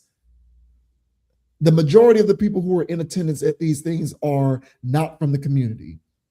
And I'm not throwing shots at the music festivals. That's an observation in economics more than anything else. Statistically speaking, less of us in the community can afford to go to these things. So when these music festivals sell out, or when these rappers go to these things and they're performing in front of a capacity crowd, what do you think the majority of the people in the crowd looks like? That's been the status quo, performing in front of people that don't look like them. That's been the status quo. They go overseas and perform at all of these music festivals in Amsterdam and Belgium and Germany, you think the majority of the people in those crowds are black? Are they hostile towards hip hop? So that argument to me doesn't wash at all. That this to me is a MAGA and Trump specific thing. He feels some type of way about MAGA and Trump. And even though I understand the sentiment, at the end of the day, you just got to accept this, bro, because what people care about more than all of these other things is how can I make sure my ends keep up in the way that I want them to keep up. And you're just going to have to accept that. You know, and I really wish that Ebro can just make good content. Because that was such a desperate way to try to call these people out. Because honestly, nobody cares. I'm pretty sure this is across other people's feeds, and it was like, oh, 50 Cent, Ja Rule, Busta Rhymes. Like, we don't care about that. Hell, we saw Snoop do it. We saw all the people do it. Like, we know people be doing that at this point. You know what I'm saying? The only person that got weird with it was Waka Flocka. You know what I'm saying? Remember that? And he posted a video making it seem like he got jumped, and it was like, damn, Waka, I thought you was a solid dude. Yeah, and then he was like, why you get weird, bro? And then he was like, oh, I just made that up to show y'all how y'all believe in it. I was trolling y'all. See, y'all going for anything. It's like, wait, what? It's our fault now. This man gaslighting the internet. Yeah, man. So it's just like, he was the only person I know that really just backed out of it. Everybody else just doubled or tripled down. Like, whenever they got on Nelly about it, he was like, hey, man, I was performing for America, man. I performed for the troops. I performed for all the, it's like, hey, man, that's a good play. You know, get your check, bro. These days, those days are over. What you think, you get money off streaming? Nobody's getting paid off streaming. Snoop told you that. He got stuff that's getting 1 billion streams, and he ain't getting nothing but a couple $1,000s. Ain't no money out there no more. What are these guys gonna do? You think they touring the world anymore? No, they're not, man. These guys gotta pay their bills. It's expensive to live out here. You know what I'm saying? And on top of that, these guys was already bending over tables for the likes of Clive Davis and Leor Cohen and all this other stuff. What's it to go to a damn Trump party? So this is my thing is with Ebro is cherry picking. It's cherry picking to make it seem like he's down. You know what I'm saying? He gonna call out your favorite rapper. You know what I'm saying? Because Ebro don't play these games when it comes to Trump and MAGA. You know what I'm saying? I'm so down with it that I'll call the attendees pale and pink.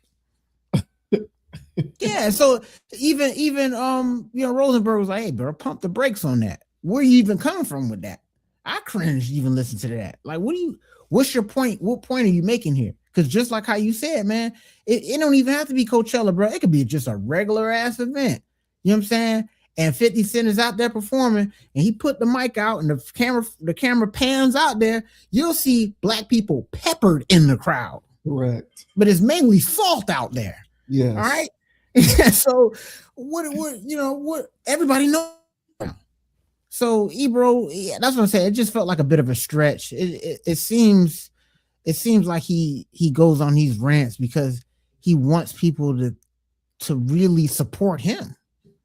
And it's just like, look, Ebro, if you actually had good takes, if you actually had some solid substance, maybe the people would be behind you, man. But I think this is water under the bridge. And I think the majority of our community is going to look at this and go, who cares? So, nice try, Ebro, but I ain't going for it. Yeah, I agree. I would say the community is hip to the fact that everybody's a capitalist. Right. And I think anybody who is not hip to that better get hip to it. Mm-hmm. You need to understand that no matter where a person comes from or what morals they may espouse from time to time, what takes priority over all that stuff is the pursuit of commerce. Everybody is a capitalist, and everybody is willing to sacrifice any of these various sensibilities in pursuit of the commerce. So I think people need to get over it. quite frankly. And yes, I'm sorry. I know it pisses a lot of people off. As rotten and evil and bad as you think Orange Man is, there are nevertheless many, many, many people who will readily consider doing some form of business with him or his family if it equates to a tangible, positive economic relationship or dynamic. Yep. I know you think he's the worst person in the world. I get it. You think he's the worst person ever. He's a horrible president. He's the worst. He hates everybody. He hates immigrants. He hates black people. He hates minorities. He hates women. He's the king ding-a-ling hater. And you think that he is the worst thing to happen ever in human existence. I get it. But just because you think that, and other people may think that too, does not mean that they scoff at the chance to pursue that commerce if given the opportunity, and it means they got to work with them. That is the world that we currently live in. Yep. All right. I didn't ask for it to be this way, but it is in terms of the aggressive pursuit of the economics. That's just the climate of the world that we live in now, period. And people are willing to sacrifice and compromise a lot. So he's going to have to accept that. He is, period. But that's just where we are. That's just where things are. Yeah. Hey, well said, man. So, hey, I don't really got anybody to shout out for this one, man. I guess Timbaland, man. Bruh, get off this crazy stuff, Timbaland. You know, it's hard to dislike the guy because of so many memories, man. But every time I hear his name now, man, I just go, damn, bro, like, yeah, what happened? You know, yeah, bro, like it messes with those times that I just want to go back and listen to some of those songs, man. It bothers me in a new kind of way, and I don't care for that, man. But yeah, shout out to nobody here, man. Everybody get lashes. So get your ass out of here, Ebro. That's right. You can be a friend of the channel and still get the lashes. That's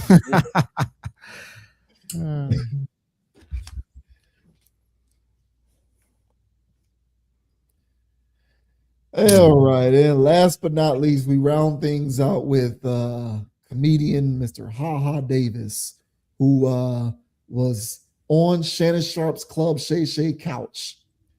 And maybe people need to stop sitting on that couch. I think they need to stop. Unless you Cat Williams, man, I don't think you need to go there. Yeah, everybody. That's the thing. Everybody's trying to have their Cat Williams moment. That's the problem. But Ha Ha Davis, he was on Club Shay Shay, and they got onto the topic. I don't know how they got onto this topic, but Ha Ha Davis talked about how he and his woman experimented with swinging at one point, and it wasn't a good experience for him. He ended up not being with the woman anymore because he felt threatened or intimidated by the whole swinging experience. And what his woman was, experiencing at that moment in time. He claims that he'll never do it again, but it was nevertheless something that he was experimenting with. So we'll let the man speak for himself, as of course. But here's Ha Ha Davis talking about the experience that he had with swinging with his then, I don't know if it was his wife, his girlfriend, I'm not exactly sure what status he held with this woman, but he was in a relationship with her nonetheless. So check this out. Like we've done those swinging, they call it swinging. Yeah, we did a little swinging. She agreed to it? Yeah, he did a little swinging. But oh Lord, the thing is, you don't want nobody else doing it to your lady. That's what I'm saying, though. So what did she say with hey, Carlos? No, after we got done, she tried to come to get the hell off of me. I just seen that man put you. I'm talking about he done turned you away but loose. I didn't left her with him. You hear me? Cool. Because it was like when you want to have fun, you want to have fun in your life. That was, you know what I mean? That was a one-time thing, though, right? Oh, of course. I would never allow that to happen here. But I never let it happen again. Because you can't get that image out your head. No, Yeah. that big old. I mean, what if it was somebody like me, Yeah. sweating, See what I'm muscles saying? just everywhere, Yeah, you see what I'm saying? full plate? Yeah. He was doing so good. I said, I know she don't want this after that. Me and my girl have indulged in that though. I haven't. We have. What happened here? But I never let it happen again. Because you can't get that image out your head. no, Yeah. that big old. I mean, what if it was somebody like me, Yeah. sweating, See what I'm muscles saying? just everywhere, Yeah, you see what I'm saying? and a full plate? Yeah. He was doing so good. I know she don't want this after that. I know you don't. It ain't no way you want this after what he just did. But ain't no way you could be in the same. You got to be in another room, and just to put it in your mind, well, I know what he's doing, blah blah blah, so forth. So ain't no way you could watch that. That's why you look. I seen it one time. I never. Oh, come on, man. Oh, man. Man, I'm talking here and there with dog walking her. They full control of your old lady. That man, he had to wrap it around his arm to come up out of there. Dog walking her. Come on, Then they called the police. What made you? I thought he was an intruder. What made? I mean, look, I understand you want to have some fun. Go to the beach or get on a balcony or be in the parking lot at the gym or the grocery store. Yeah. But come on, It was when you live it like you want to have fun. Me and my girl had. I don't know what makes someone say I'm cool with just talking about this in public like that.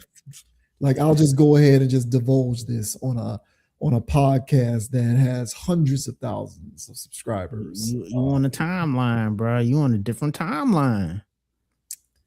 Floor is yours, man. Yeah, man. You on the listen, bro. These dudes, bro, they're on a different, like I said, they're on a different timeline, bro. What makes us tick don't make them tick, bro. And the humiliation of even choosing to do that in the first place is a level of humiliation that I will never sign up for. I'm not doing that. I don't care if I don't even like this girl. Like I'm not doing that. I'm not doing an orgy. I'm not doing that. You know what I'm saying? Like what page you on? You know what I'm saying? And so he's already in that mold, clearly. And then when you go on a Club Shay Shay, man, it's now becoming the confessional couch, man. You go there and you say the wild stuff. I don't know if his career is plateaued. He felt like he needed some buzz out there. He needed to get in the algorithms or something. So he had to share an embarrassing story, because I haven't heard from Haha in a long time, bro. Every once in a while when I scroll on Instagram or whatever, I'll see a video of him, but I haven't heard his name being spoke out. You hear the Drewskis and you hear the other guys that's out here that were making skits and things of that nature, but you don't hear his name that much. So to hear that he was on Shay Shay of all places was like, all right, wow, that's crazy. But at the same time, what does he have to share? What is he going to tell us? He's not a real comedian. He's a guy that does skits on Instagram. So he had to say something. And this is his best work. This did go viral. It had its own little wave on the internet where people were just reacting to it of how embarrassing this is. So I don't know what page you want to A, do that in the first place, then B, volunteer that information on Club Shay Shay of all places, and then continue to make jokes as if it's funny. You know what I'm saying? He was dog walking her. You know what I'm saying? She not gonna want this after she done had that. Why are you talking about like what is this? I don't know. Like, what part of the game is this, dog? But you gotta understand, man, when Haha was doing those jokes about him being in prison, first of all, you know what I'm saying? Some of them were funny, but the prison ones really made me uncomfortable as a viewer. because it was some quasi stuff going on there, man. A little pseudo, things going on there where it was always insinuating there was going to be some male grape going on. All right, and I don't joke like that, but that's clearly his lane. And so his prison ones, I didn't really care for those. His other big fella ones and stuff like that, I thought those were funny. But his prison ones, so this is in that same lane and that same self-deprecating, quasi, pseudo type of borderline humor that he does. So if there were people out there that found this funny, like they were laughing with him, because my giggles over here was me laughing more of an embarrassment for this young man, thinking that he has to stoop to such a level in order to remain relevant in the algorithm jungle out here. Well, what are your thoughts, man, on HaHa Davis confessing that he took his old lady to a swinger club, or a swinger location, that is, and got her back broken out? What are your thoughts, man? Yeah, I don't know what part of the game this is. His explanation in terms of how he felt afterwards, where he said, "I'll never do it again," or it was a one-time thing. That's fine. That's fine. That's fine that he can say that. But I think that a person who even considers it in the first place needs to take inventory on why they would even make such a consideration. I think you have to sit down and ask yourself, why am I considering doing this? Because look, people have certain sexual proclivities and whatnot, and it is what it is, man. But clearly, you were experiencing some inner turmoil as a result of this decision, because now you feel as though it isn't for you and it's something that you'll never do again. Which tells me that you were questioning it before you even did it. Mm-hmm. And maybe you should have listened to that little voice that was making you ponder whether this is something that you should be getting into before you did it. Because you now look like, what's that word? Yeah, there you go. That's the word I'm looking for. Because that's what he looks like now. Yeah, man. To me. Even though, well, at least in the moment, because he was sitting there watching it. 100%. So like, he didn't know what he was doing while he was watching. Yeah. So like, that's the thing. Like, that's what you were on, man. And it's just, at the end of the day, who am I to judge? But the market is being flooded with these types of guys. 100%. Guys who just don't know their value. They don't know their value. I've said it before and I'll say it again. Men today don't know their value, and they blindly pursue sexual satisfaction in a myriad of ways that they don't even realize at the end of the day is devaluing them. Mm-hmm. Because they think the conquest of sex in and of itself adds to their value inherently. And really it doesn't. The manner in which you go about doing it can actually devalue you. Mm-hmm. And a lot of guys don't know their value. We don't. We just know that we just want vagina and we pursue it at all costs. I wouldn't be shocked if he didn't want to do it, but his girl convinced him. Now, do I know that to be the case? No, I don't know him. I don't know the situation like that. This is purely speculation on my part, but I would not be shocked if he didn't want to do it. Mm-hmm. And instead of just letting the girl go her own way, he decided to acquiesce to whatever she wanted and capitulated to her request to do it, mm-hmm. despite the fact that he didn't want to do it, which speaks even more to my overall point about men needing to understand their value. Because if she don't want to get down with your program because you're the one with the value, then you need to let her go her own way. But too many of us are not willing to allow that to happen. We want to capitulate to whatever program they're selling because we don't know what our value is.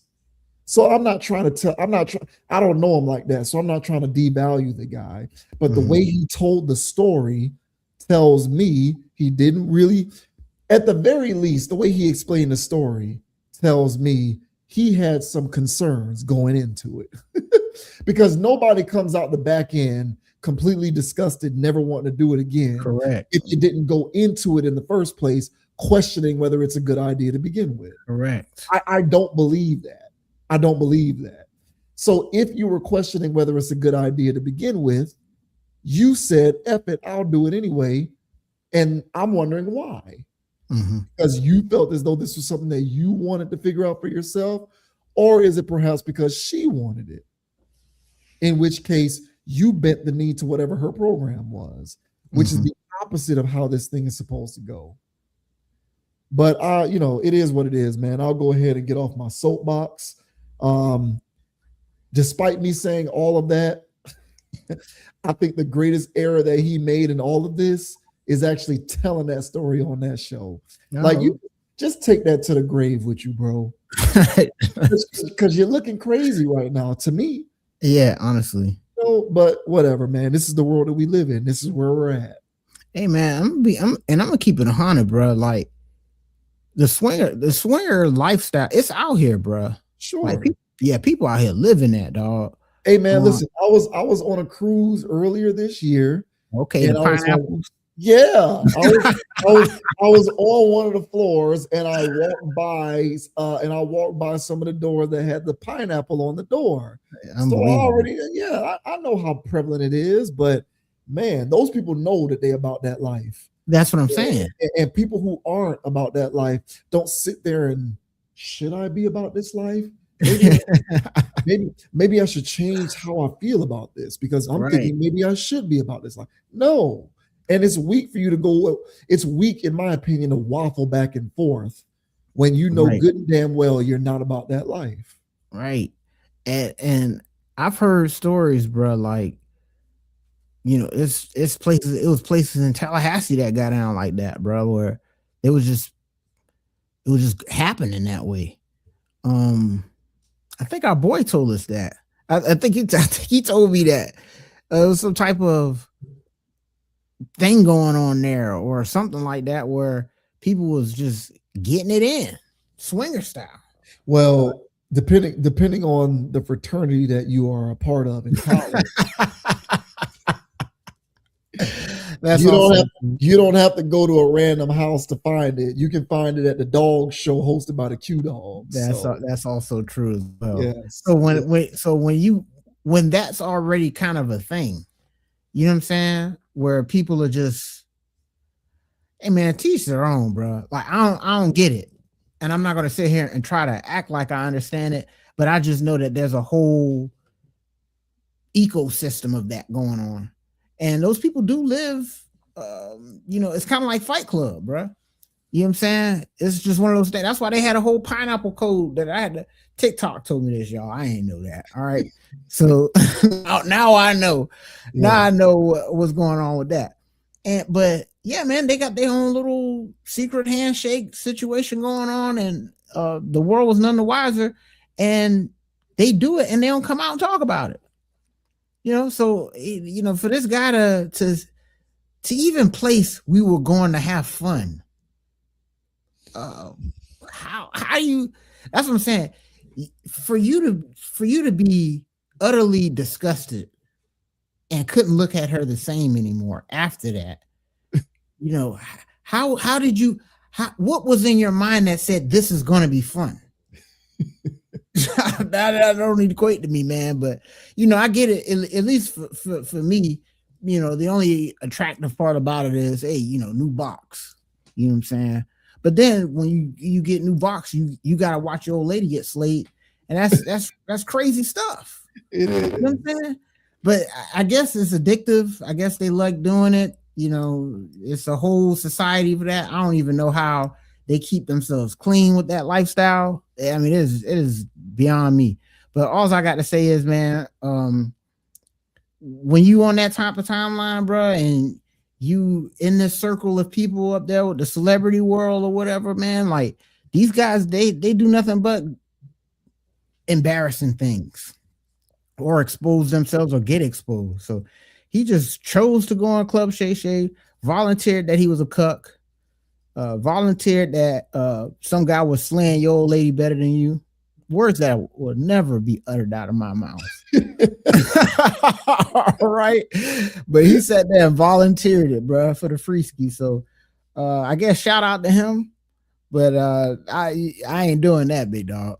But yeah, bad look for HaHa Davis, man. Some guy that I got a lot of laughs at during the COVID season, man. But you hate to see him go out like this. This is crazy business. Yeah, you know, it is crazy business, but you know,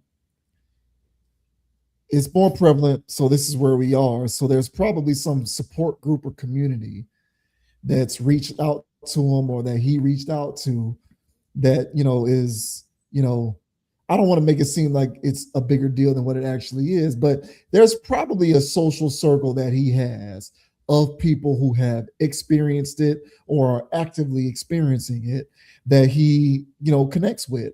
And so he's probably immersed in that group and is probably already over it. But to the general public, which is what I'm a part of, he looks real crazy divulging this information on this show like this. And you know, I personally can't get down with that. You know, it is what it is, man. And like I'm all like, I don't really have an issue with people who want to do that kind of stuff, but I am going to comment on people who question whether they want to do it, and then come out the back end saying, I didn't like it, and then talk about it while saying I watched it the whole time and I watched my girl get dog walked. Like, I'm not trying to hear all that. That's strange, bro. Yeah, because those people that's doing it for real, or the people that did it and didn't like it. I'm not hearing their stories about they woman getting dog walked. Yeah. So I don't want to hear yours, haha, bro. Yeah. So if this is part of your comedy routine on some Kevin Hart stuff, I don't want to hear that, man. Come up with another joke, bro, because that's trash. Yeah, that's a bit too much self-deprecation. That's too much. We don't need to engage in humiliation. Like, yeah, man, come on, chill, bro. Yeah, just keep it G, bro. All right, man. On that note, that is it, man. We are done. We are out of here. Another great episode of Books. That's right, man. Happy to be back into the saddle. Happy to be back in my new recording space. Still getting used to it, but we are making it happen, man. We are rocking and rolling. So download the podcast, Amazon Music, Spotify, and Apple Podcasts. Check me out on Instagram at JBWins, JBWINS. Check out the show on Instagram and TikTok at Conapproach, CONAPPROACH. Miami Heat, you better not sign LeBron again. Please do not subject me to more of this. Once is enough. Please do not try to sign LeBron. I'm begging you. For all that is holy, let's just let that stay in 2014 and let's move on to the Giannis chapter. We don't need any more of the LeBron revisitations. Please, God, I'm begging you. But other than that, man, as I always like to say, don't be a group thinker. Have a mind of your own. Think for yourself. And until next time, we'll catch you on the flip side. And the name is Dogon SS. And you can find me on Instagram at Dogon_SS, on YouTube, MySpace, DraftKings, Meta, Facebook, Twitter. Hey man, if there's a social media platform, Dogon_SS is also out there. Make sure you guys like, subscribe, and follow, and all that good jazz. And as JV Wynn said, man, we greatly appreciate you all for watching. All right, yeah, man, we took a couple weeks off, but we got an entire library. All right, man. So y'all can binge watch it like it's Stranger Things or whatever you guys are into nowadays, man. Because we got a ton of content out there, man, a ton of jewels being dropped. All right. So why don't you collect yourself some and build up an archive? All right. Because we be out here on the weekly, crushing it with the knowledge, wisdom, and just chilling, man. You know what I'm saying? Honestly. And like I always say, guys, don't be too high, don't be too low. Keep it calm, keep it chill, keep it player. And don't let anybody get you off your pivot. So until the next episode, ladies and gentlemen, I still got more rings than Robert Ory. We'll see y'all the next time. That's right, man. Y'all enjoy the July 4th holiday. You know, don't let it get off your square, man. We'll see you next time. We very much appreciate you watching. Subscribe to the video. Subscribe to the channel if you'd like to see more content. As Dogon said, check out that video library. We'll see y'all next time. Peace. Yeah, man. I like the Giannis thing, bro, but